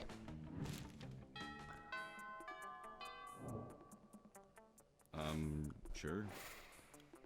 Alright, let's see. Now we need to up our creativity. Auditorium. This looks like we're about to say rawr. Later you see Scott all but skipping down the corridor, cheeringly rattling off some sort of list. Hi pal, oh man, today's the best. I was walking out of class and my tail just started wagging all of a sudden. You know how sometimes your tail starts wagging and you're not even sure why? I started wondering why my tail might be so happy about, and I realized it's probably just because I'm a werewolf. Because being a werewolf is just about the best thing, right? I mean, if I wasn't a werewolf, I wouldn't even have a tail to wag. But then I started thinking even more, and I realized where everything's would be pretty good. We're dolphins, we're pigs, we're weasels, we're tanks. I wonder what the absolute best were creature would be. Where vending machines, where water fountain, where door, where window, where knob, where for. Excuse me. Or. Okay, now he's just naming things you can see. You better jump in. We love tanks. A were-moon. A were-werewolf. A were-werewolf. But when it comes to being a werewolf is the best thing. I know they say too much of a good thing is a great thing. They don't. But this might be the acceptance that proves the rule. They don't say that either. I mean, would being a werewolf mean cutting my werewolf time in half? Like, would the full moon turn me into a werewolf, and then I have to wait for another full moon to turn me into a wolf? Cool. I don't want that. I don't want to lose my wolf time. He asked what besides a wolf would be worse. And you said a werewolf. That's only fair that you lose 2 creativity and smarts. Aw, man. Howl for me? Oh, God. Or. Sure. Okay, he's with Miranda. Are they talking about the spoons again? You waltz over to Miranda and Scott's table to find them peering suspiciously into a burger. Oh, it's this. The secret sauce. You're overthinking. Sauce is made of secrets. Oh, of course. Secret sauce. The clue is in the title. Yes. I don't like how he's covered in sauce.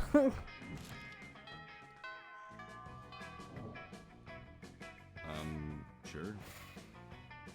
Alright, let's see. Need to work on creativity. Ah, she's in there. I guess we're gonna go outdoors.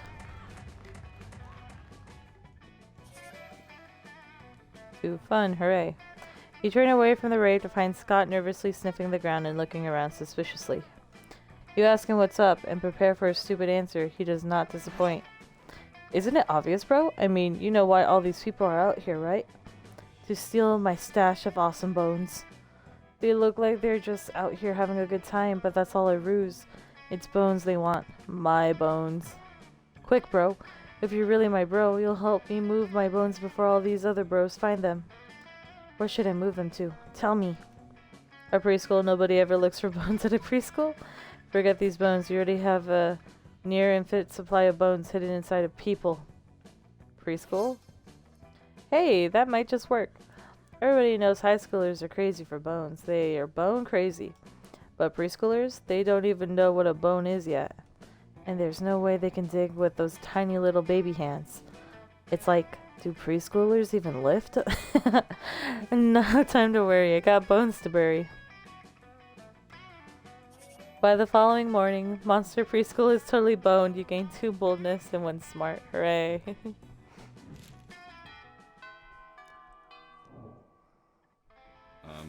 Sure. Alright, time to do creativity. That day, while rehearsing for class play, you weren't especially good nor inspired. Aw, poo. Well, too bad. Give me creativity. You're minding your own business when Scott jogs up and gives you a friendly punch in the shoulder and almost destroys you. Jesus. Hey, bro. I was just looking for you. The big game's today, and I need a friendly face to pep me up. I know, we've got cheerleaders for that or whatever. But between you and me, bro, I don't think our cheerleaders are hype enough.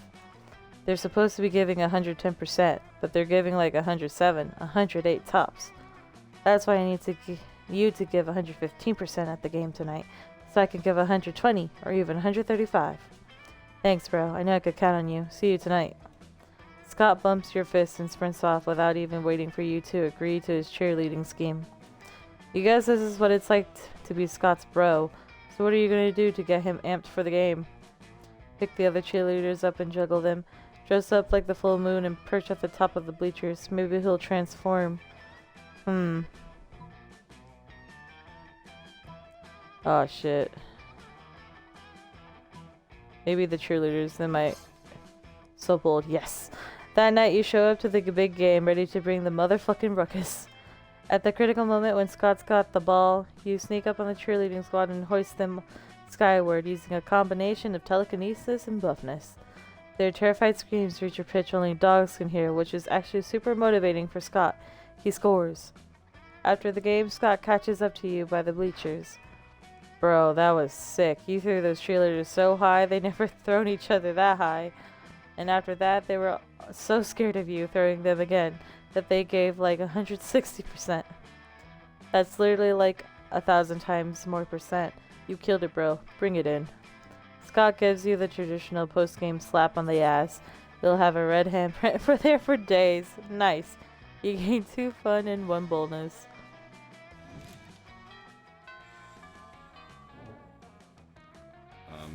Sure. Oh boy, are they talking about silverware?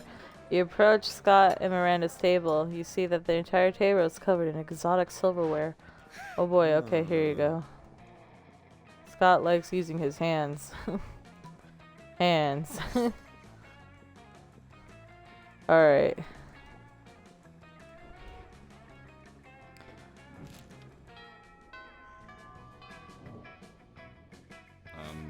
Sure. Alright, if we don't get Scott to prom, then if he doesn't accept, then I'm gonna look up to see which specific stats, because I guess some characters require specific stats in order to, like, get them to say yes, along with, increasing their likeliness of you. So yeah, we're gonna do that. So right now, charm. So we gotta go to the gym. To the gym. Alright, dodgeball. 2 charm, hooray. That night, Scott invites you over to practice, being in a cage for 12 hours. You're not sure exactly what that entails you, but you put on your sexy underpants just in case. Thanks for coming to practice. Coach says practice makes perfect, and big game is tomorrow, so we need to prepare for our teamwork. My job is to be the wolf that sits in the cage. You'll be on defense, making sure I don't escape and terrorize any innocent women, children, and herds of sheep. Damn, dude. I gotta do all that. I ain't even getting paid for this shit, though. Don't worry, you'll do fine. But I should warn you that when I'm a wolf, I can't really control my base desires. Wolf Scott isn't as smart as me, Scott. So if I start getting all primitive and handsy, I want you to know it's only because of the feelings I think I'm catching for you. Whoa. Whoa there, bro. I just don't want things to get awkward. If you want me to leave you alone, you can squirt me with this super soaker. That should calm you down. Oh, don't worry, Scott. You won't be needing a water gun to get super soaked on prom night. Cool, I have no idea what that means because I don't understand innuendo. I'm going to get in the cage now. Poor Scott. Scott gets in his cage. You sit down and stare at him silently in the cage.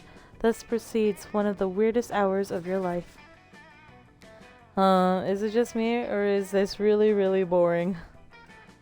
If I'm already getting all stir crazy, Wolf Scott's gonna be super irritable, and that probably won't be good for the whole staying in the cage plan. Maybe we should put some fun distractions in here. You know, something fun to pass the time. I have a very active brain, you know. Yeah, okay, a distraction sounds reasonable. What could keep Scott occupied while he's sitting in a box for several hours straight? A friend, carefully crafted out of football with a silly face on it. A roller's favorite pastime, where Sudoku. A friend. So fun, yes. 1 paintbrush, a bottle of Not Your Blood, and a half-deflated football later. You've given life to Watson. Hey, this is perfect. I like football, and Watson is a football, so we already have so much in common. It's a wonderful friendship waiting to happen. Half of my friends are balls, actually.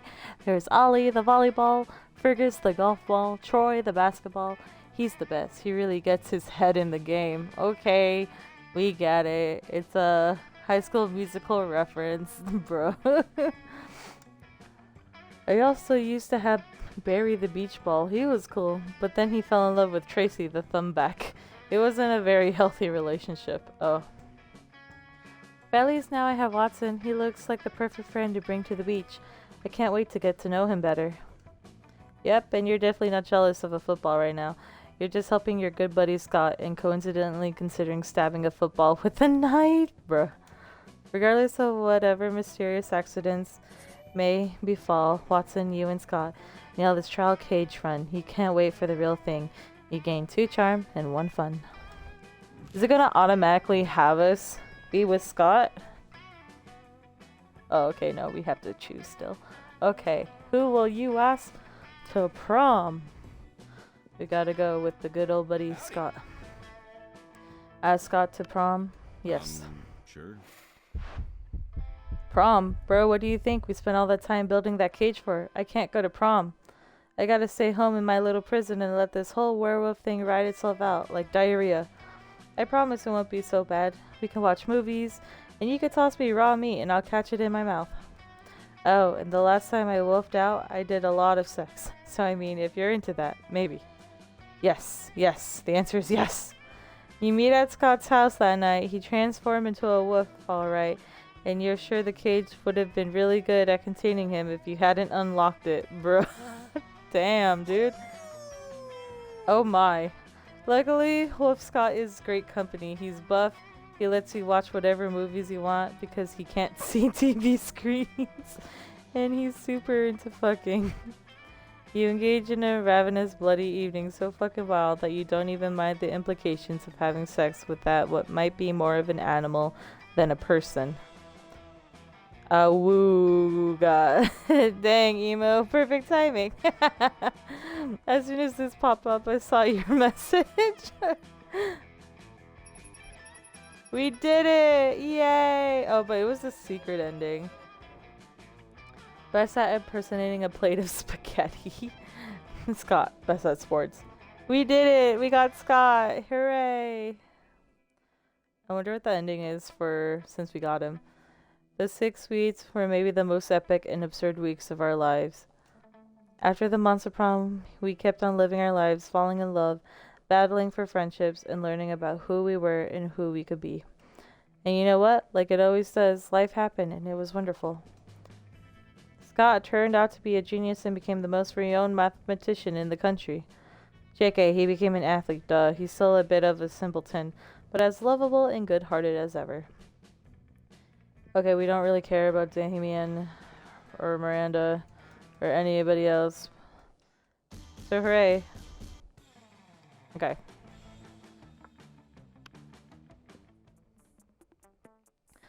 We're gonna run it back. I wanna know though if like there's a chance for us to get like Scott, but like on a normal, kind of like how we got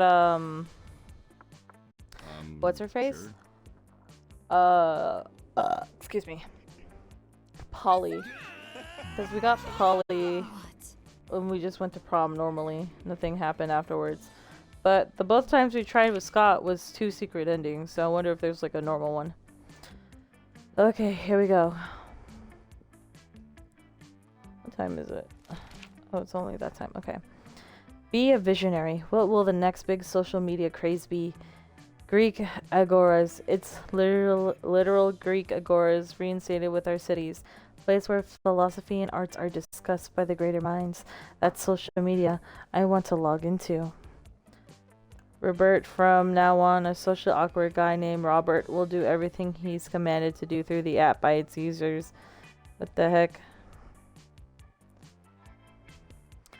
Bullshit, it's your regular social network, but each time someone shares news that isn't supported by real facts, they're taxed. And the money goes to the people exposed to that bullshit. I guess that one. So wealthy. Let's see. If you could put a curse on your worst enemy, what would it do? I'd curse them to fall in love with a wonderful person and be happily married for years because before they realized that all this time their partner was a wild panther in disguise, then the panther viciously devours my enemy. Classic. What the heck?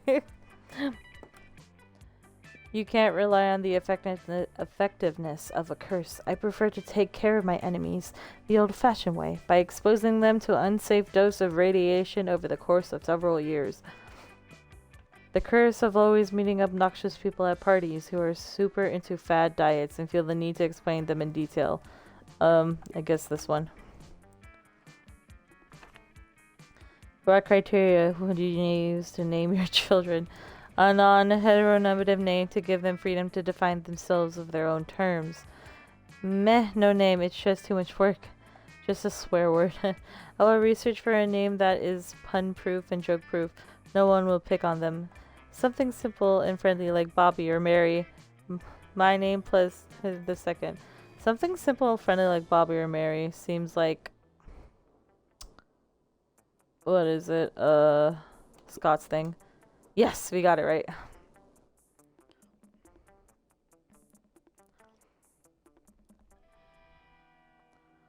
Alrighty. Sure. Okay, our stats. Smarts 9, Boldness 5, Creativity 3, Charm 4, Fun 5, Money 7. Okay, let's see. So, let's work on creativity. Alright, we're raw. Creativity, hooray. You look up to see Scott approaching Vera. He looks confused. That isn't usual for Scott, but you decide to eavesdrop anyway. Hey Vera, you're mean. Okay, it's this. What is it? What is the... I forgot what the options were.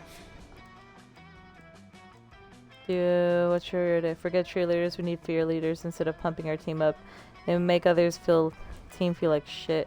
Maybe just stop having our players assassinated for no reason. Yeah, we picked this one first, so we'll do this one next. Oh, I'm sorry. Are the assassinations not helping the team? I thought I was weeding out the weak and unattractive members of the herd. No. No, Vera, no. I'm afraid I don't know much about sports. No, Vera. That totally makes sense. It's just that sometimes ugly people are still really good at sports. Oh, I see. From now on, I'll consent you before having any team members mysteriously executed. I see no problem with this. You do, but you decide it's better to stay out of it. You gain 2 charm and smarts. Hooray.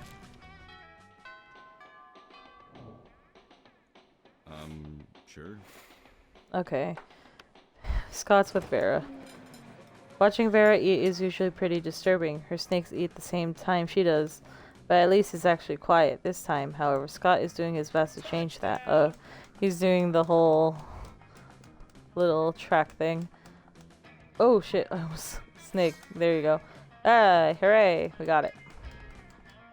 So I guess all the lunchtime scenes, they're all the same. I could be wrong, but the majority of them do seem like they're the same every time. Sure. Okay, let's see. We need to work on... oh, she's in the bathroom. Oh, creativity, so we'll go to the auditorium again. Alright. Creativity! Let's see. You notice Scott and Damien waving their phones in each other's faces and decide to take a look. As you get closer, you realize they're discussing Pokemans. Oh, okay, here we go again. I'm hoping it doesn't go the same route, though.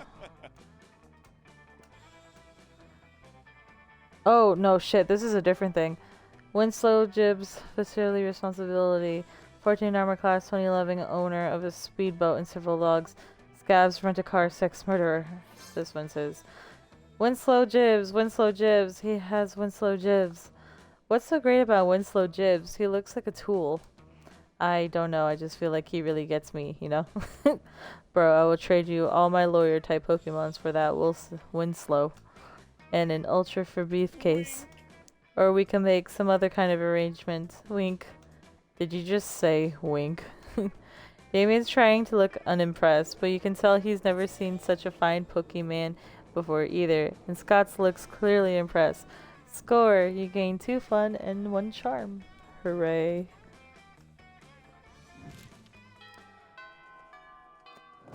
Okay, that was weird though. Like, I wasn't expecting the dialogue to change for that situation.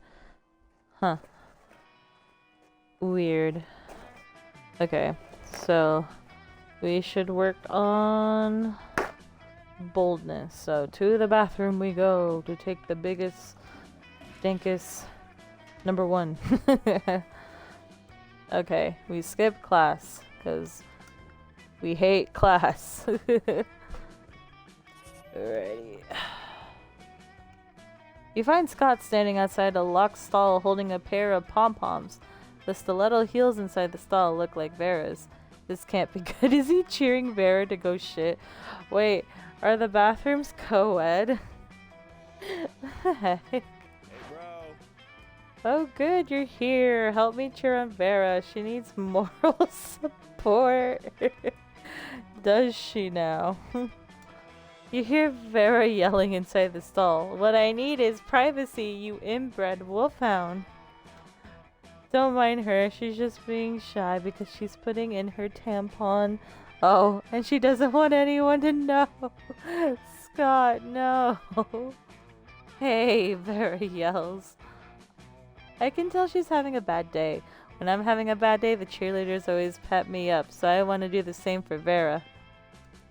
It's not working though, I must be doing something wrong, but I don't know what to do. Do you have any ideas? Vera makes it pretty clear that she's got some ideas about what Scott should do. You have some ideas too, ideas that just might make everyone happy. Cheering is for poor people. Run and get her a gift to cheer her up. Quick! I see the problem. You're inside a bathroom, and cheerleaders only cheer outside of bathrooms. Wait, what? I see the problem. You're inside a bathroom, and cheerleaders only cheer outside of bathrooms. Cheering is for poor people. Run and get her a gift to cheer her up. Quick! This one. Oh, of course. I've never even seen a cheerleader in a bathroom. I don't think they poop. What the heck? I'm gonna go cheer outside so hard. I'm gonna cheer the most outside. I'm gonna do it right now. Outside, outside, outside. You open the door for Scott and let him out. He forgets why he wanted to be outside almost immediately, but you don't let him back in. He needs to learn. From inside the stall, Vera thanks you shortly before telling you to get the fuck out. He gained 2 smarts and a charm.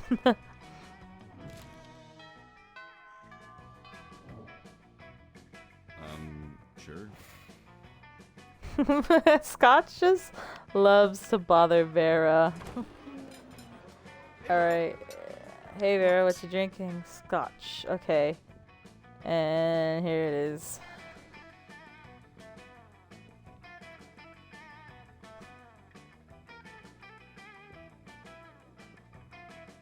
Come on. You're right, Scott. It's your birthright. Chug, chug, chug. You don't have to tell me, blah, blah, blah. Drank the whole bottle, blah, blah, blah. Blah, scoobity doobity doobity day.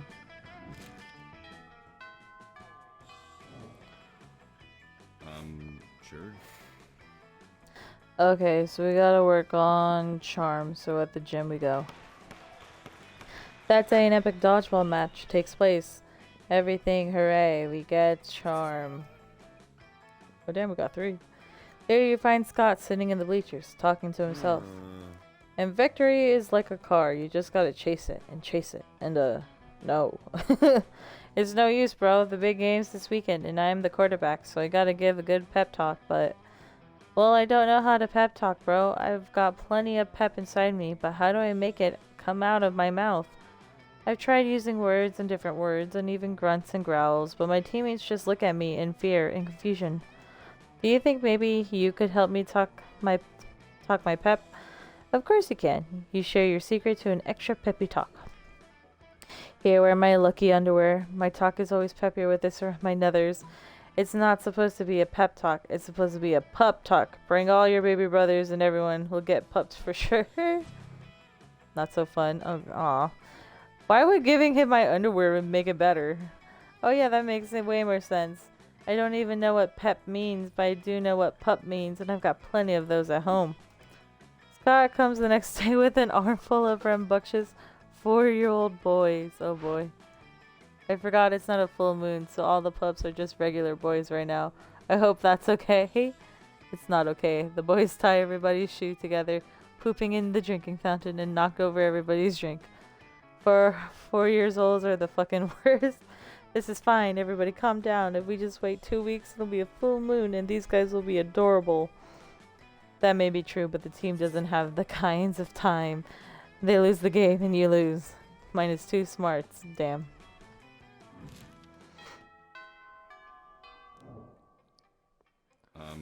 Sure. Okay. Boldness, creativity, earn fun. It's week 3, so we'll go to the bathroom.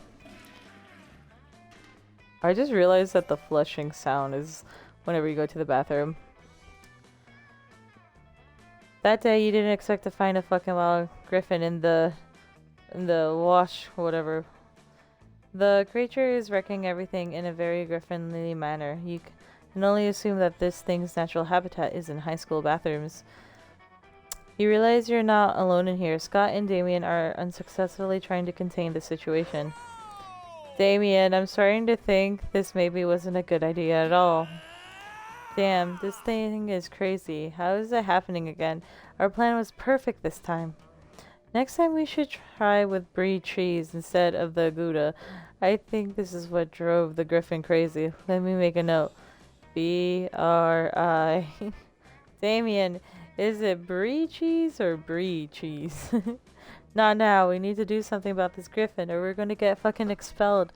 Hey you, come help us. We gotta calm this thing down. Here comes a time in everyone's life when they need to deal with the wild griffin. That time is for you now. Man, why do I gotta help with this bullshit? I didn't do anything wrong. It's time to try that specific spell that turns griffins into plates of spaghetti. You knew it was gonna be useful one day. You need to make that griffin respect you, and the only way is by challenging it to a radical hip-hop battle. We'll do spaghetti. Ignoring all the noise from the griffin, you start reciting the arcane words of the long-dead language. It might be a long shot, but you at least need to give it a try.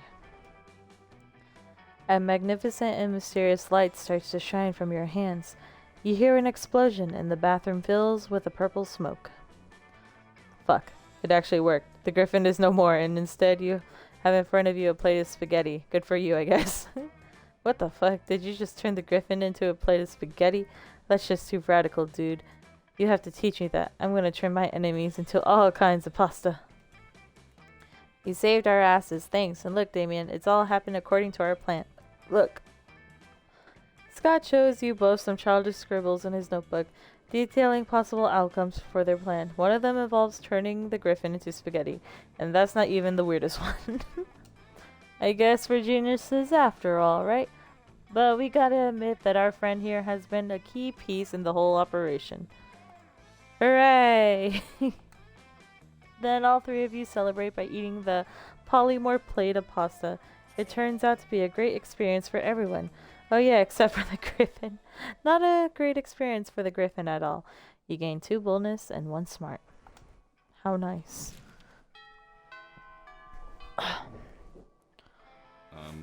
Sure. Okay, he's over here.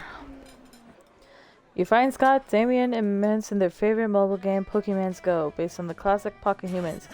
Oh, so there's 2 different Pokemans. Okay, that I did not know. Let's see. Show them the phone equipped with Pokemans. So then we take Damien's phone and chuck it, and the guy goes running after it. Okay.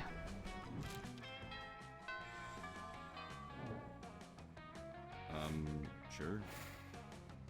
Let's see. Charm. Oh, the gym is closed. Creativity. Auditorium. That day while rehearsing, we became a dinosaur and said, "Rawr." You're casually practicing some magic spells when Damien and Scott come running up to you. Dude. Bro. We just had a fucking sick idea. But we need your help to make it work. Shush, Scott, be cool. Oh yeah, I'm being cool. I can be cool. Okay, picture this. A family-style pasta restaurant in the 5th circle of hell. We'll call it Pasta Paradise. Scott and Damien's Pasta Paradise. Scott's got the blueprints all drawn up. I've got a real estate rights. All we need is someone who can turn griffins into pasta. But wait, Damien. Yeah? Where are we gonna get enough griffins to stock a whole restaurant with pasta? Oh fuck. Okay, listen. I'm willing to cut you in on this business venture.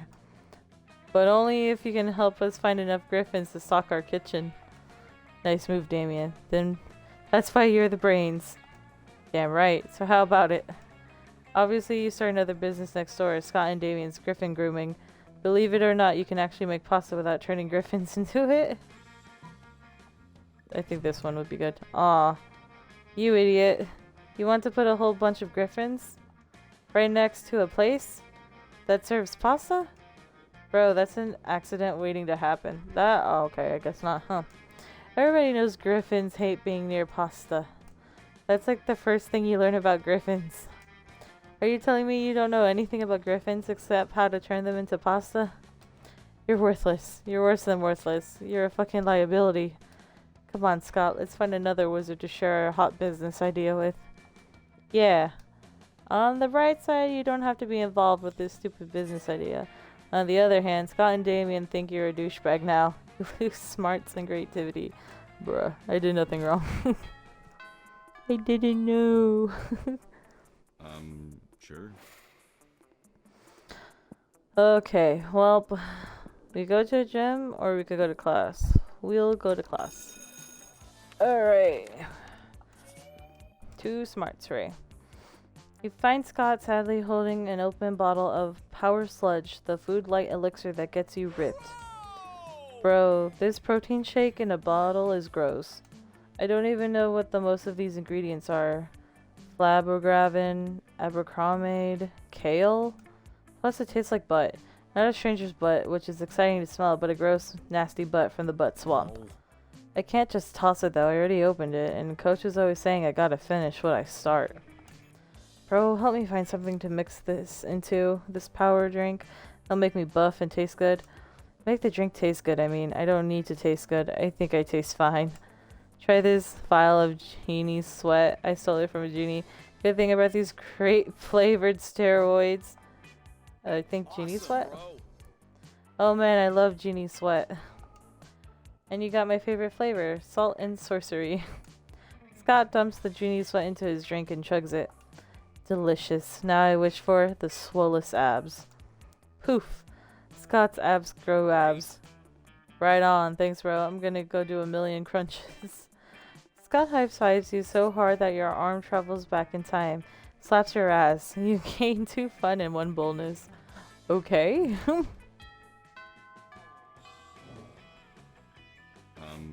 Sure. Okay, he's with Miranda. You arrive at Scott and Miranda's tables and find Scott happily chowing down while Miranda stares horrified at her tray. Okay, this one is new. Murph, what's wrong, Miranda? Isn't it obvious? Right here on my tray. Fish sticks. Yeah, fish sticks Friday. Isn't it great?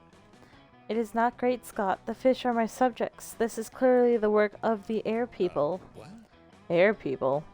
Yes, do you not know of the air people? The merfolk's most hated rivals? Do you read the news? Yes, sure, because I totally know how to read.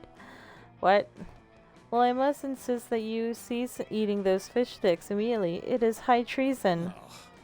But I've been looking forward to Fish Stick Friday since last Fish Stick Friday. Are you sure I can't eat any?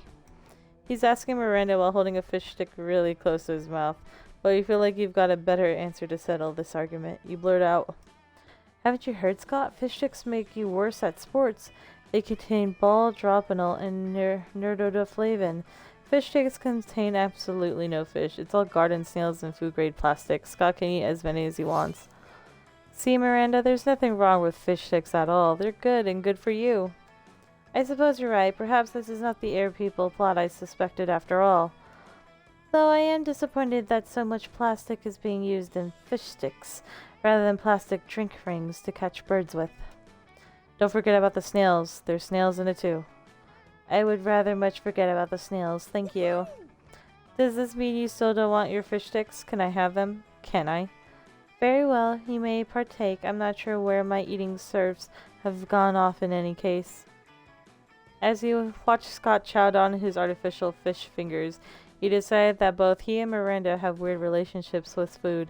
Scott gives you the thumb up while still munching those fish fingers. Okay.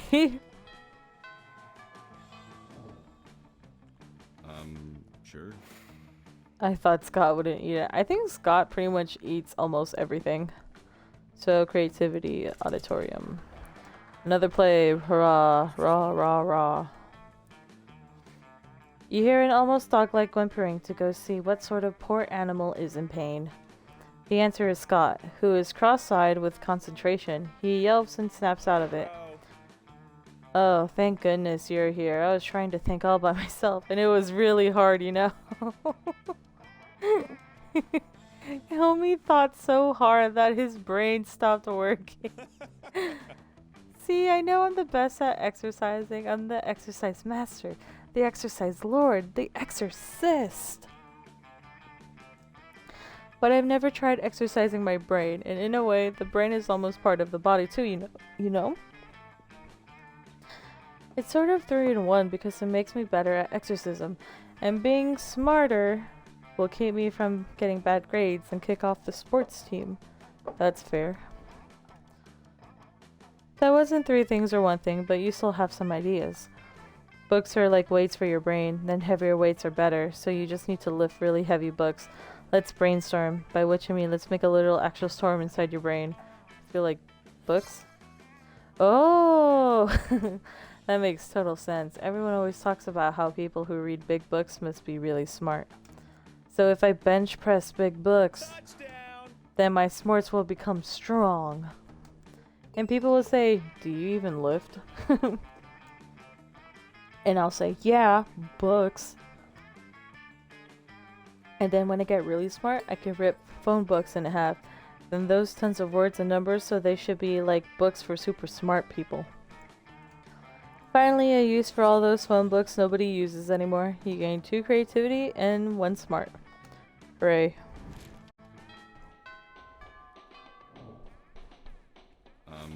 Sure.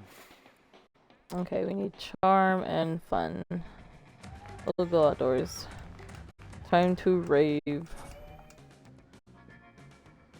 You notice Scott sitting thoughtfully by a half-dug hole. It's not like him to leave a hole half-dug. You ask what's up. Cool. It's not about what's up, it's about what's down, and how down it is.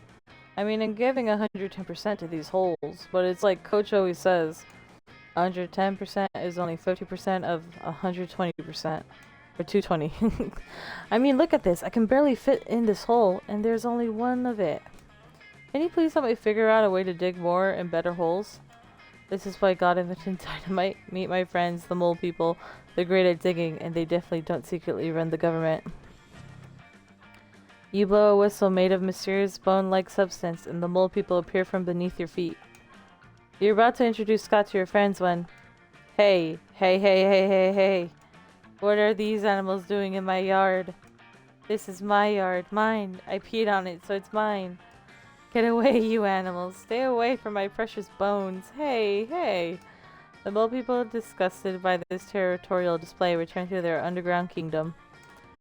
You may have set back monster mole-person relations by decades with that little fox pass. You lose 2 charm and smarts. Aw, man. That's dumb. Whatever.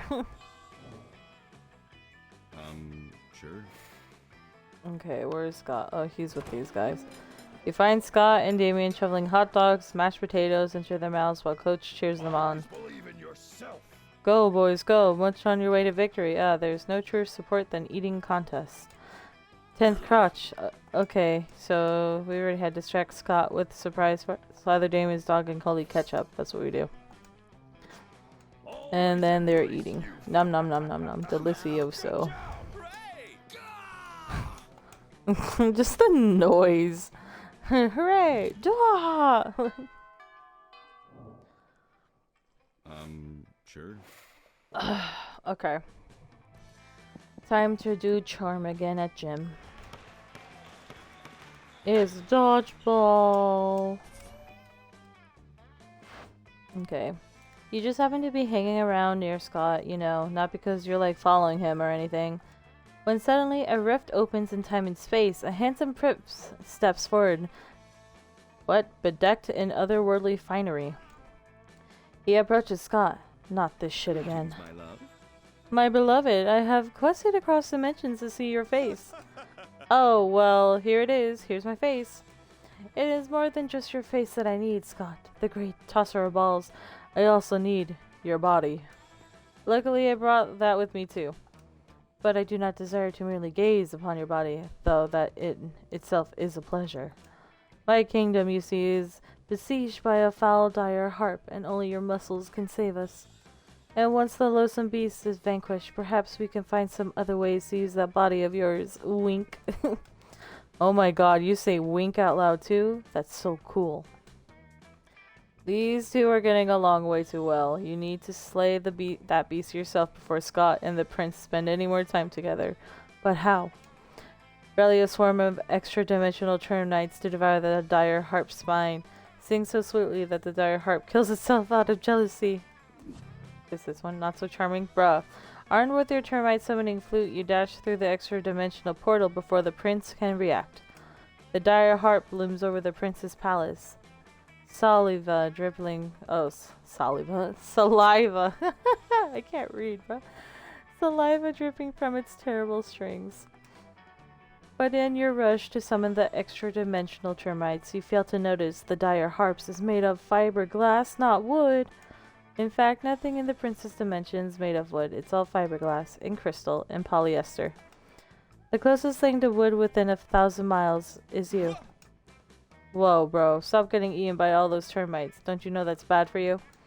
But you can't stop, and you won't stop. Meanwhile, Scott and the prince officially tag team the dire harp. And afterwards, they totally exchanged phone numbers. You'd be super pissed if you weren't so busy being eaten by giant purple termites. You lose boldness and fun, bruh. Man. Sure. Okay, so we gotta work on charm again. So back to the gym. And we do dodgeball again. Scott strolls by happily munching on something. Liam gapes at him, appalled. What on earth are you eating, Scott? This delicious new flavor of Fango potato chips. Maximum Ultimate Double Barbecue Massacre. Really? Because it looks like a raw severed goat head inside a cardboard tube. Oh yeah, I guess it does. Could have sworn it was potato chips. Still tasty though. Ugh. Tasty. Tasty? Does wanton environmental destruction sound tasty to you? I don't know if that is a kind of jerky. No, Scott, don't you realize that in order to harvest those goat heads, Fangles and Co. decapitators millions of innocent goats every year? But what do they do with the bodies of the goats? Nothing. It's a horrendously wasteful practice. Oh no, all those poor headless goat bodies running around and bumping into things. We have to stop them. Wait, really? I was just trying to make you feel guilty. I didn't actually have a plan of action. But if someone were to suggest one... Assembly an army of vengeful undead ghost torsos. Write an extremely mean blog post. Will assemble. What? Ah yes, necromancy, the ultimate tool in the protester's arsenal. You dig out your abominations against Nature 101 textbook to get to work. But soon, why are all the goats running into walls and trees and each other? Because they don't have heads, Scott. Or eyes. Somehow our friend here didn't take that into account. Why did you let him do it if you knew it wasn't going to work? For the lulz, Scott. For the lulz. The lows here are at your expense. Literally, Fangles sues you for unlicensed necromancy. You lose 2 money and smarts. That's fine by me. Sure. Okay, he's over by Vera. Poor Vera. As you approach the table, you see Vera delicately lifting a forkful of quinoa to her mouth. She brings lunch from home when... Okay. Scott's just being a cheerleader. Alright, the problem is obviously that we aren't dressed up as a giant salad. Oh yeah, okay, he's happy, hooray.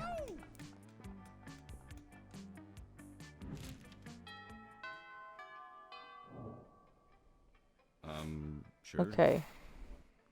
So, what could we work on? Auditorium, class. I think we'll go to class.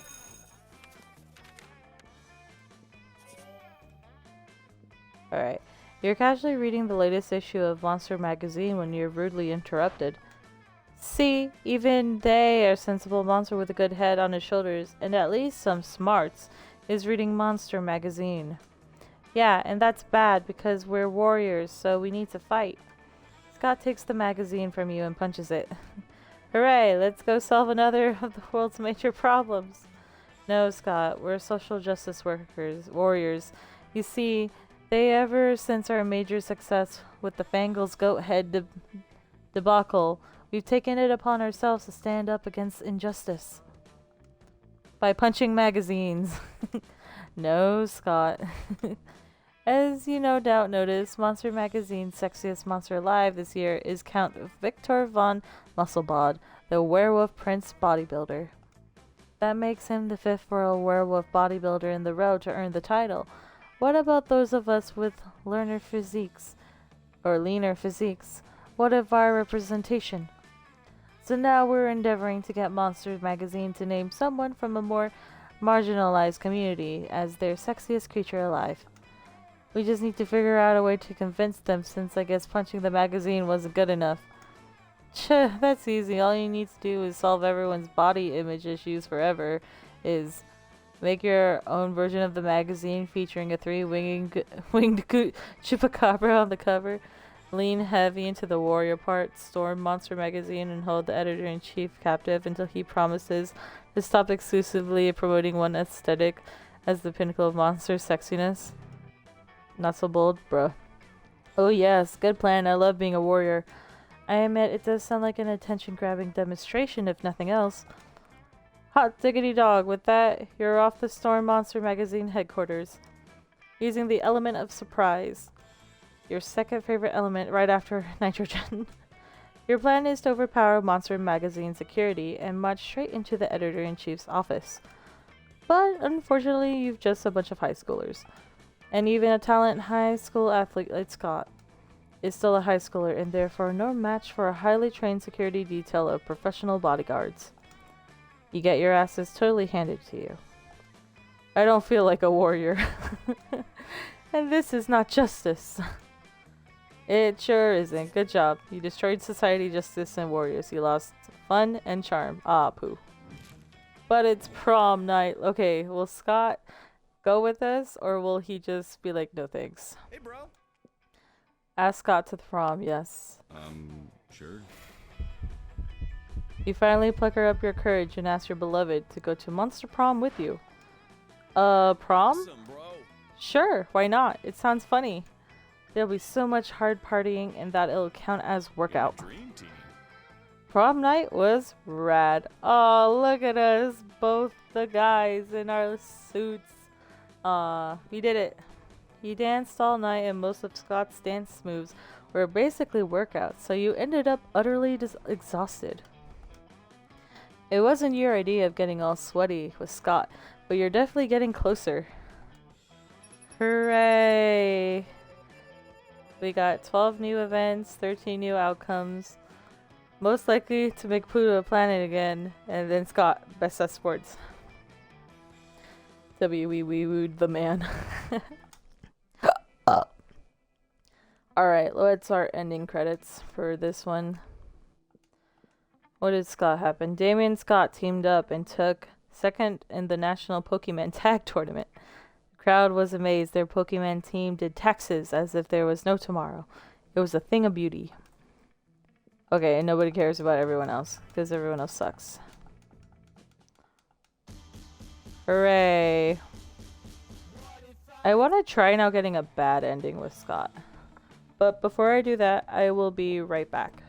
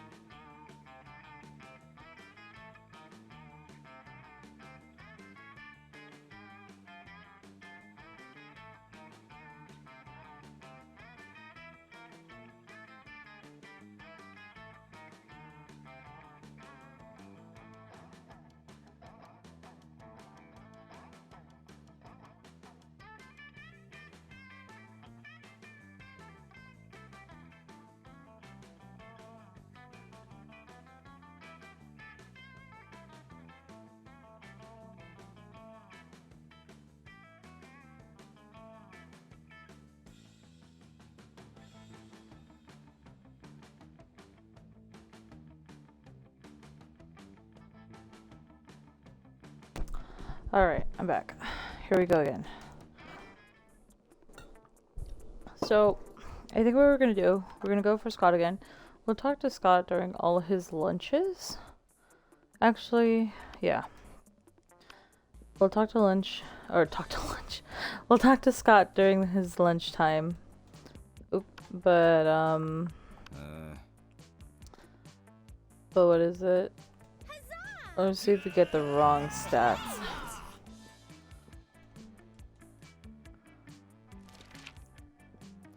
Alright, here we go. Which god do you party to each which god do you pray to each night before sleeping? I pray to all kinds of gods. I have this business where people pay me to deliver their prayers every night. I'll even started to look for a Chinese factory to outsource the prayers. Praying is kinda lame. I have a group text set up with some deities. Dionysus, Bastet, Loki, coolest cats in town. Praying is for fools. I took compromising pics of a god molesting a tree and now I blackmail him for whatever I want. A lot more effective. I guess we'll do the middle one. That's Sailor Moon. A radioactive possum just bit you. What superpower did you get? The superpower of always choosing the right combination of emojis to get the desired reaction from all people. Seducing my loved ones, burying my enemies, settling any argument, and even conveying complex emotional thoughts. Probably rabies. I go to a hospital immediately. The incredible powers of writing fan fiction, so compelling that the actual creators of the TV show decide to go with my idea in crazy ships. I guess that one. What would be your first dream date? Crimes. An art exhibition experimental enough to give you a seizure. A professional meeting where you charm your date with some astonishing business advice. A wild party in international waters. A sweaty and manly wrestling match. A lovely walk in the forest after rescuing your date from a dragon. I guess this one. This one's Scott's.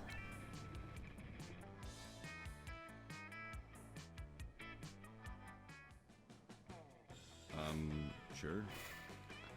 Okay. I wonder... Scott is not very smart, so...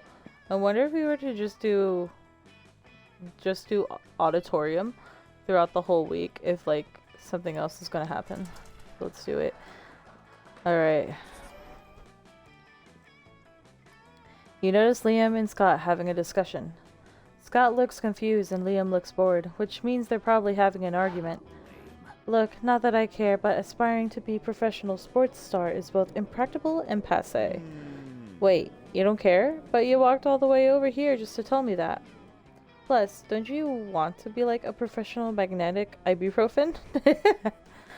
Memetic influencer, try to keep up. But how does one of those guys earn money? Memetic influencers don't earn money, Scott. We earn cultural capital. Okay. How much cultural capital does a sandwich cost? I can see that I'm not getting through to you. Hey, you, could you explain to this cretin why my career path is objectively the best? Yeah, and also could you explain what a cretin is? Liam means he wants to be an artist, and artists are important. Who do you think designs all those sports jerseys?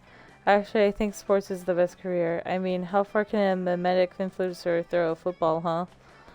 So let's do... Awesome, bro. Whoa, artists do that? I always thought uniforms were designed by the same person who designed my study pecs. God. Liam, are you a god? Well, Scott, God is dead. But so am I, so essentially, yes. So cool. You wonder how long it would take for Scott to figure out Liam isn't actually a god. In the meantime, you gain 2 creativity and smarts. Lunchtime. Sure. Okay, Scott's with Vera. As you approach the table, you see Vera dedicatedly lifting a fork. Okay, so it's this. Okay, come on, Scott. 2, 4, 6, 8. Who do we appreciate?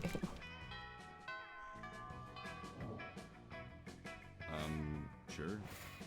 Okay, let's go back to class. Or the auditorium. Against the expected, you spot Scott and Liam engaged in what seems to be an intense conversation. They seem so into it that you can't resist the urge to ask them what's going on. We're discussing this recent novel, Two Lights. It isn't a novel, it's a rad movie with lots of cool dudes with amazing abs. Well, it's actually based on a novel and it's anything but rad. It's cultural trash. But I decided to like it ironically. The thing is, there's this human girl with two guys who like her, but the guys are part of two enemy human races. The wild shirtless human and the mysterious deep-looking giving humans. And it seems these type of humans can't stand each other. Oh, and the deep-look giving humans shine in the sunlight. Did you know that's actually a lesser known trait of some humans? The thing is, the next movie will be released soon and we're super hyped. Ironically. And we can't wait, bro. We need to satiate our hunger for Two Lights. This is your opportunity to show these two you're well-versed when it comes to satiating urges. Go for it. Let's cosplay. Let's go shirtless. We should write a nuanced play based on it. Totally not fanfic. Let's cosplay. Dude, going shirtless is a serious thing. It has to be done for the right reasons. It's a way of expressing yourself. Your jacked self. It has to be genuine, and it can't be genuine if you do it to imitate other people. I thought you were someone that respected the art of going shirtless. I was mistaken. Well, I don't think that going shirtless is that serious. But it's for sure stupid. I'm also out. Bye. Who knew people could say no to going shirtless? What a crazy new lesson to learn. You lose charm and smarts. Ah, poo.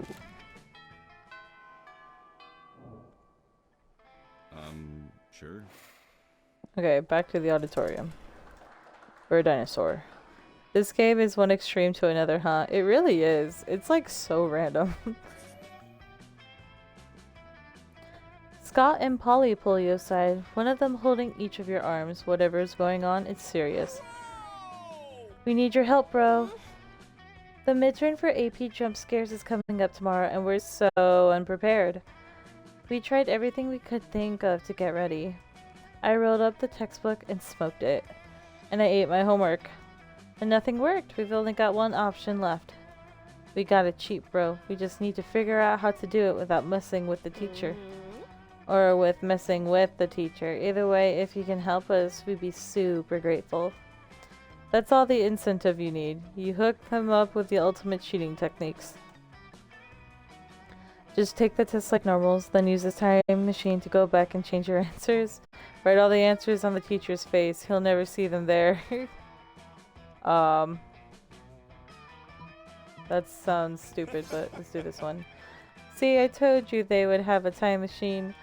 Polly reluctantly hands Scott $5. Damn, Scott, you're really good at guessing when people have time machines.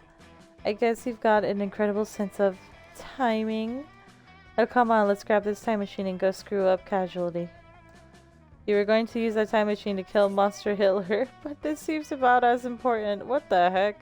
You gain 2 boldness and fun.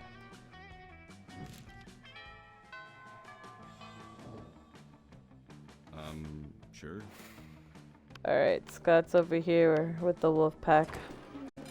You find Scott and Damien immersed in their favorite mobile game, Pokemon's Go. Okay, so it's this.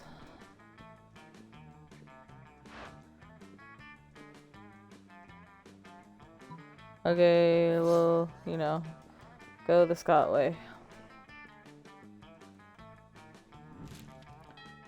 Pokemon? Sure. Oh shit, she's in the auditorium. Then we're just gonna go to class. I don't want to deal with Cat Lady. Oh shit. Here. Prank Monsters Geist. Present. Great. Okay, our first order of business. Operation Prank the Teacher. Should we come up with a different name for the operation? Something more secret? No, Scott. That's what they're expecting. Oh, okay. Well, I think we should poop on her desk. That's pretty good, but ghosts can't poop, and I want to participate. Good point. What else can we do? I just realized that she's dressed up as the gym teacher. Oh, Miss Lestrade is a vampire, right? Why don't we open the blinds so when she comes in, she bursts into dust? Oh boy, that would be such a good prank. That's why we're the prank masters. Scott and Polly excitedly try to open the blinds, but they won't budge. Seems like Miss Lestrade anticipated this particular prank. Ugh, lame. Well, I'm temporarily out of ideas. Scott? Nothing. Anybody? Anybody? The prank masters are currently accepting applications. You fancy yourself a bit of a prankster, don't you? Why not treat them to one of your amazing prank ideas? Tell the teacher she got something on her face and there's no way for her to check. Quick, become a minister of consecrate the room. She won't be able to enter. Polly and Scott are both pumped about your plan. You all talked excitedly about what you'll say when the teacher comes in. But in your enthusiasm, you fail to notice Liam sitting right behind you. Miss Lestrade comes in and you start to speak, and Liam ruins everything. As loath as I am to submit to any appointed authority, I feel it's my duty to inform you. These three were planning to play an inexcusably racist prank on you, just now. Ignore anything they say about your face. It is charming, if a bit conventional. Before you know it, all three of you are in detention, copying out the phrase, "I will not exploit vampire weaknesses for humorous effect" 1,000 times. Great job, jerk. And a successful prank is worse than no prank at all. Consider your membership to the Prank Masters revoked. You didn't even know you were a member of the Prank Masters, but it still doesn't feel good. You lose 2 fun and creativity. Ah, poo. Sure. Okay, we go back to the auditorium. Rawr.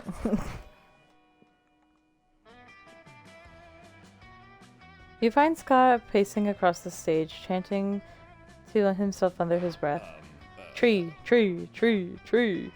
What is tree? Roots, leaves, bark, bark. Bark, bark, woof, rough, bark. No, this is too hard. When I saw that the school play had tryouts and practices, I thought theater would be like sports of the arts.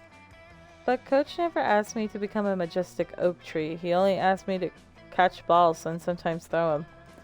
How do I know what it's like to be a tree deep down? I only know how to bark up them and pee on them. What am I supposed to do? Pee on myself? Yes, good plan. Pee on yourself. You are what you are. Eat. Consume the strips. I have been trying to bulk up for sports, so eating paper in bulk would probably help. He pulls the script out of his bag, unhinges his jaw, and swallows it whole. Paper cut in my throat. I get it now. I get how hard it must be to be a tree. A tree is made up entirely of paper cuts. If I were made out of paper cups, I think I would just stand really still all the time to make sure I wouldn't hurt myself more. So, in order to play a tree, I'll just have to stand still the whole time. We did it. You offer Scott some more paper, but he says he prefers not to eat his own kind.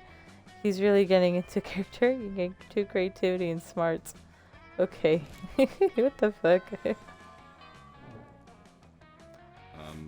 Sure. Oh, Scott's with Polly this time. Scott and Polly are sitting together, laughing their metaphorical asses off. Do Damien. Grr, I'm Damien. Look at my stupid red face. I use violin to cover up the fact that I've been brought up to a toxic version of masculinity, which has alienated me from my own true emotions. Haha, you sound exactly like him. Okay, you do Vera. I'm Vera. I'm very smart and my hair is pretty, and all my friends look up to me because I am a strong, independent woman. Scott, I'm not sure you understand how impressions work. I'm not Scott, I'm Vera. You can tell because I said my name just now. Okay, what about you? Got any good impressions? Just one, but it's a real doozy. Woof woof, it's me, Scott. A dog boy who is bad at impressions. Look at me, I'm Polly. Look at me go. I do not talk like that. Yeah, you do. You talk like that all the time. Okay, maybe. But why is he running around the cafeteria rubbing his butt in everyone's lasagna? Because he is twerking, Polly. Don't you recognize twerking when you see it? That's not twerking. Twerking doesn't require driving from table to table in a hot pink golf cart. How is this even an impression of me? Are you saying you don't wish you were driving a hot pink golf cart and putting your butt in people's lasagna right now? Fine, out of my way. While Polly's busy making love to everyone's lunch trays, you enjoy a quiet meal alone with Scott. So romantic.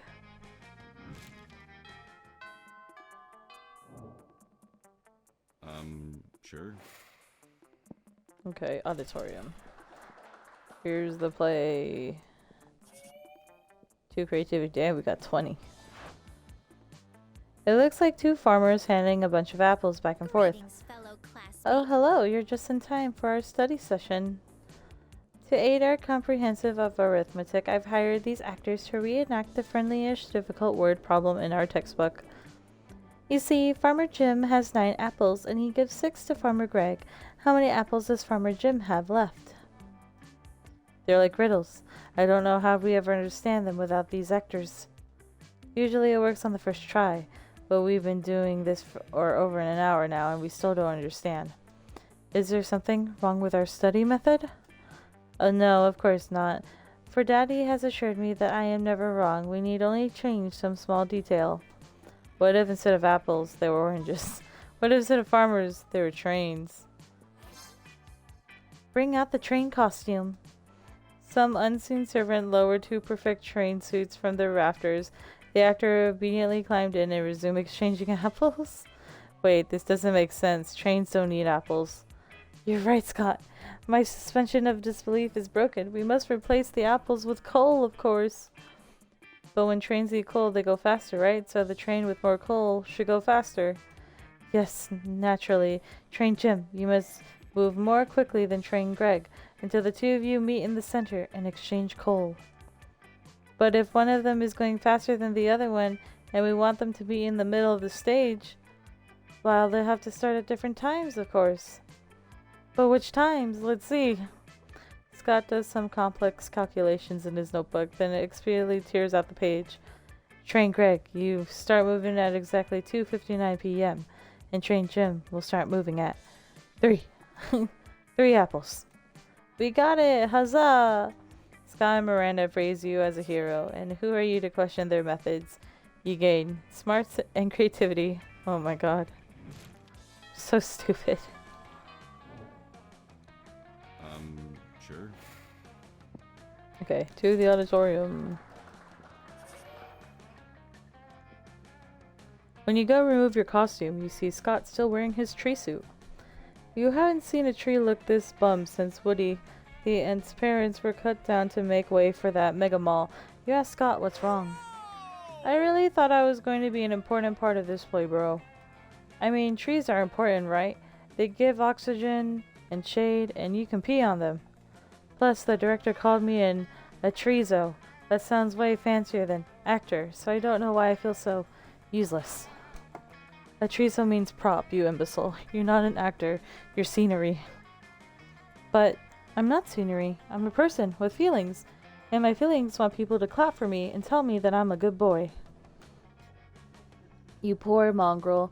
The entire purpose of the scenery is to be in the background, to remain unnoticed. Although altering the performance such as that a tree becomes the primary focus would be dreadfully avant-garde. In fact, it could be my greatest artistic achievement yet.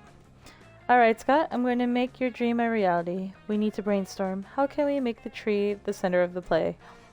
Scott's not a tree, he's a tree person. He comes alive at the last second and rips the bad guy in half.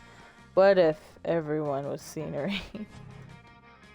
There are no bad ideas in brainstorming. Except for that one. That idea is terrible. First of all, the proper term isn't tree people, it's treeple.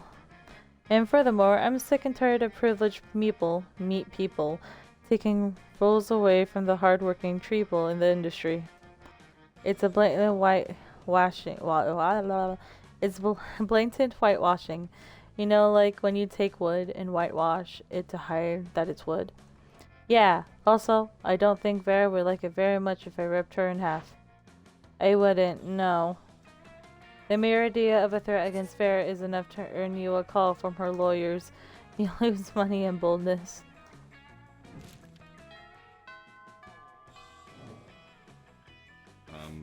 Sure. Alright, where is he? He is with Vera. Vera's drinking her custom. Okay, she's drinking her scotch.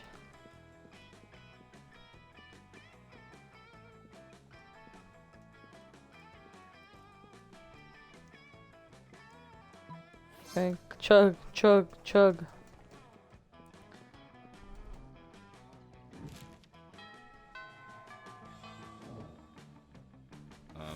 Sure.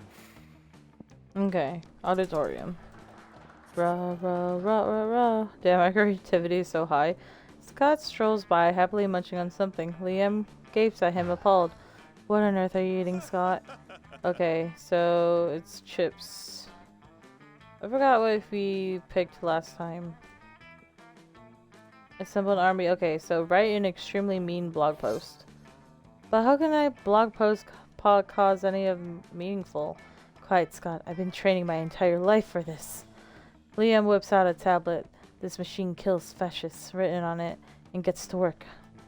The blog post he writes is so incredinary and Monstropolis Fire Department has to send digital firefighters to put out all of the flame emojis. Bangles is forced to recall their maximum ultimate double barbecue massacre. Excuse me. Just to prevent the internet from burning down.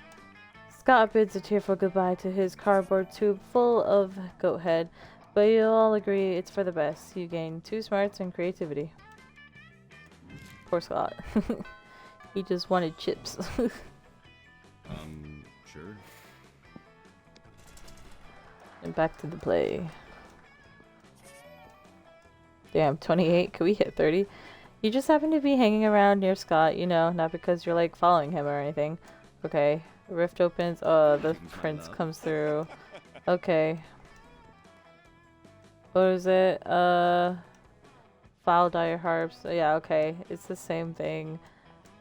And then we have to sing so sweetly that the dire harp kills itself out of jealousy.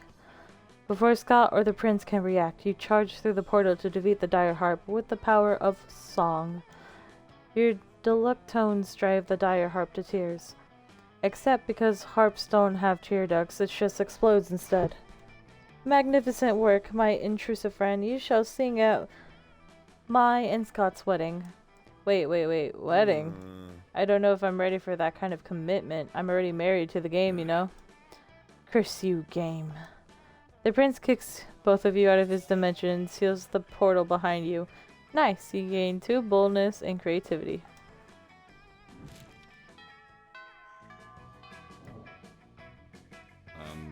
Sure. Okay, where is he? Oh, he's over here with these guys. If I okay, it's the food. Okay, here's some ketchup.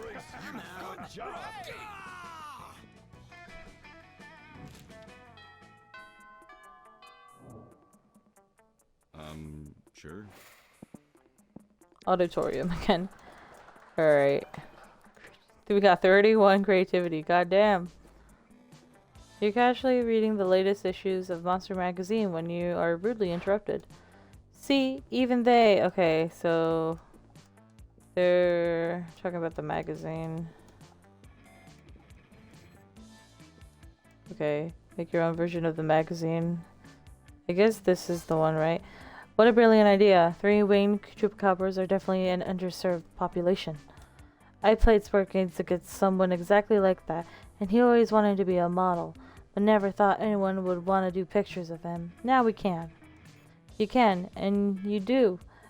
You do all the pictures and make a mock-up of your own monster magazine. It goes hella viral, and before long it's becoming more celebrated than the actual Monsters magazine. Pretty soon after, you get a letter from the editor-in-chief, officially admitting defeat in the face of your superiority and relinquishing his magazine and headquarters to you. Damn.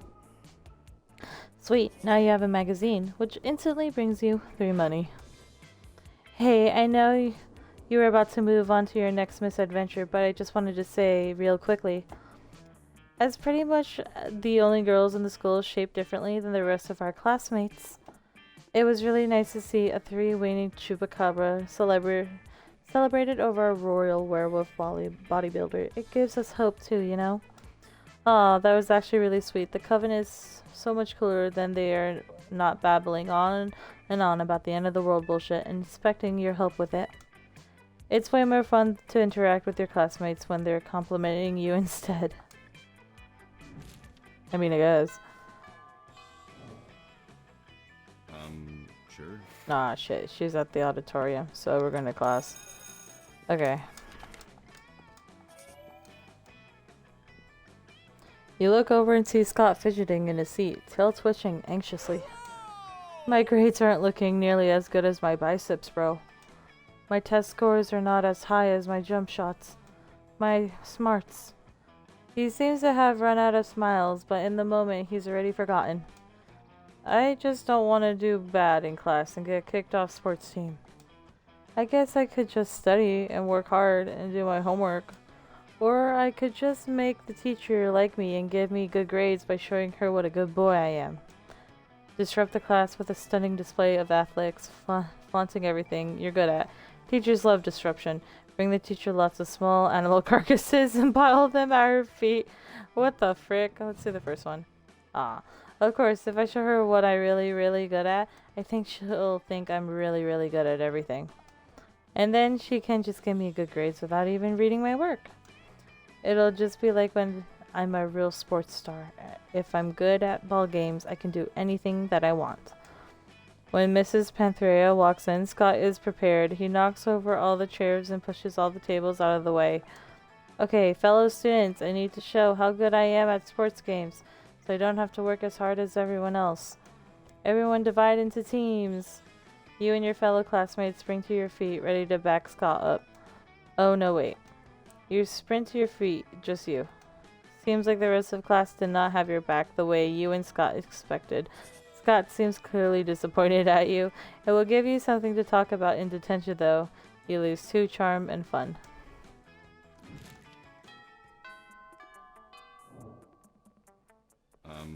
Sure. Okay. They were both at the table. As you approach your chosen table, you see Liam carefully framing his artfully arranged jelly dessert for a transcendent food pick win. Food pick, ride those picks to victory. What? What does that even mean? When I say food, you say pick. Food. No. Food. Stop. 2, 4, picks, 8. Food do we appreciate? Food picks, go. Cease this incense, enchanting this instant. What? But I'm trying to help you take the best food pick. You've been trying to take this food pick for like 20 minutes now. You gotta snap a pic so you can eat your tasty food. I don't eat, Scott. I only order this food so I can take pictures of it, and you're not helping. Bro. I know. My cheerleading just isn't good enough. What I need is a cheer partner to take me to the next level. No, what you need is a swift kick in the... But it's too late. Scott's already chosen you as his cheer partner. Now it's up to you. What the 2 of you will do. We've got to pick Liam up and toss him in the air. It's the only way to really amp him up. Liam's food picks are art, so we got to use the art to cheer him on. The quiet art of mine. I get it. Amp him up. Like where the sky is. Let's do it. What? No. That's a horrible... Up you go, little buddy. Reach for the stars. Okay, I'm actually getting some very artistic angles on my food from up here, but this is still not okay. Oh, Liam, always being sarcastic. He loves it. Wait, you chose now to finally start understanding what sarcasm is? I'm not being sarcastic. You can't fool me, Liam. I know everything you say means the opposite of what I think it means. Liam eventually gets Scott to put him down by saying he loves being thrown in the air. Scott still somehow believes he did the right thing and gives you the most intimate fist bump. Nice. Sure. Okay. Auditorium again. Jesus, 33. Afterwards, Scott catches up to you, panting excitedly. Bro, hey, I was just looking for you. I can't stop thinking about you. This is sounding good. So I thought, maybe tonight, if you weren't doing anything... Yes? We could maybe go somewhere private and, you know, use our bodies to... Yes? Work out! Oh, okay. You may be a little disappointed, but you can still salvage this. You suggest the most romantic workout you know. French squats. Naked basketball. French squats. I never done French squats before. But like I always say, if there's squats in the name, you know I'm game. French squats are performed while sitting in a chair in a 5-star restaurant. Every time you gaze into your workout partner's eyes is 1 rep. Scott does his without a chair, so you can really feel the burn. Bro, these French squats are giving my quads a killer workout. But the burning in my calves is nothing compared to the burning in my heart. What I mean is that it's also an amazing cardiovascular workout. That's the most romantic thing Scott said to you all night. You take it. You get to boldness and charm. That's crazy. Alright. Scotty boy. Will we get a different ending? Howdy. Ask Scott to prom? Yes. Sure. You finally pluck up your courage and ask your beloved to go to Monster Prom with you. Prom? Sure, why not? It sounds funny. There'll be so much hard partying that'll count as workout. Prom night was rad. Well, there was that part when the full moon came out and Scott transformed into a rabid wolf and nearly killed 3 people. But aside from that, it was a wonderful night to remember. Okay. Most likely to marry a zebra. Scott's quote. What's a quote? So we got 11 new events and 14 outcome. Interesting. Okay. Let's see, what's the ending? After Monster Prom, we kept on living our lives. Blah, blah, blah. Liam and Scott co-wrote a weird cheesy fanfic of 2 lights that became unexpectedly popular to the point it turned into a well-known novel of its own. Half the characters are shirtless, for all the right reasons. Okay, nobody cares about everyone else in the team.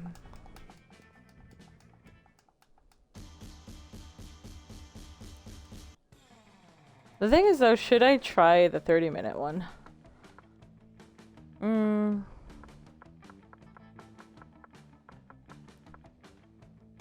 I'm a bit gamed out for right now. So, but hey, we unlocked 2 scenes, 2 secret endings on Scott's, and just 1. Well, yeah, 2 secret ending, and I think 2 secret endings and 2 normal prom nights. So that's a win for our run with Scott. So yay, we got Scott. Alright, that is going to be it for today's stream. Take care, have a good one, and see you next time. Goodbye.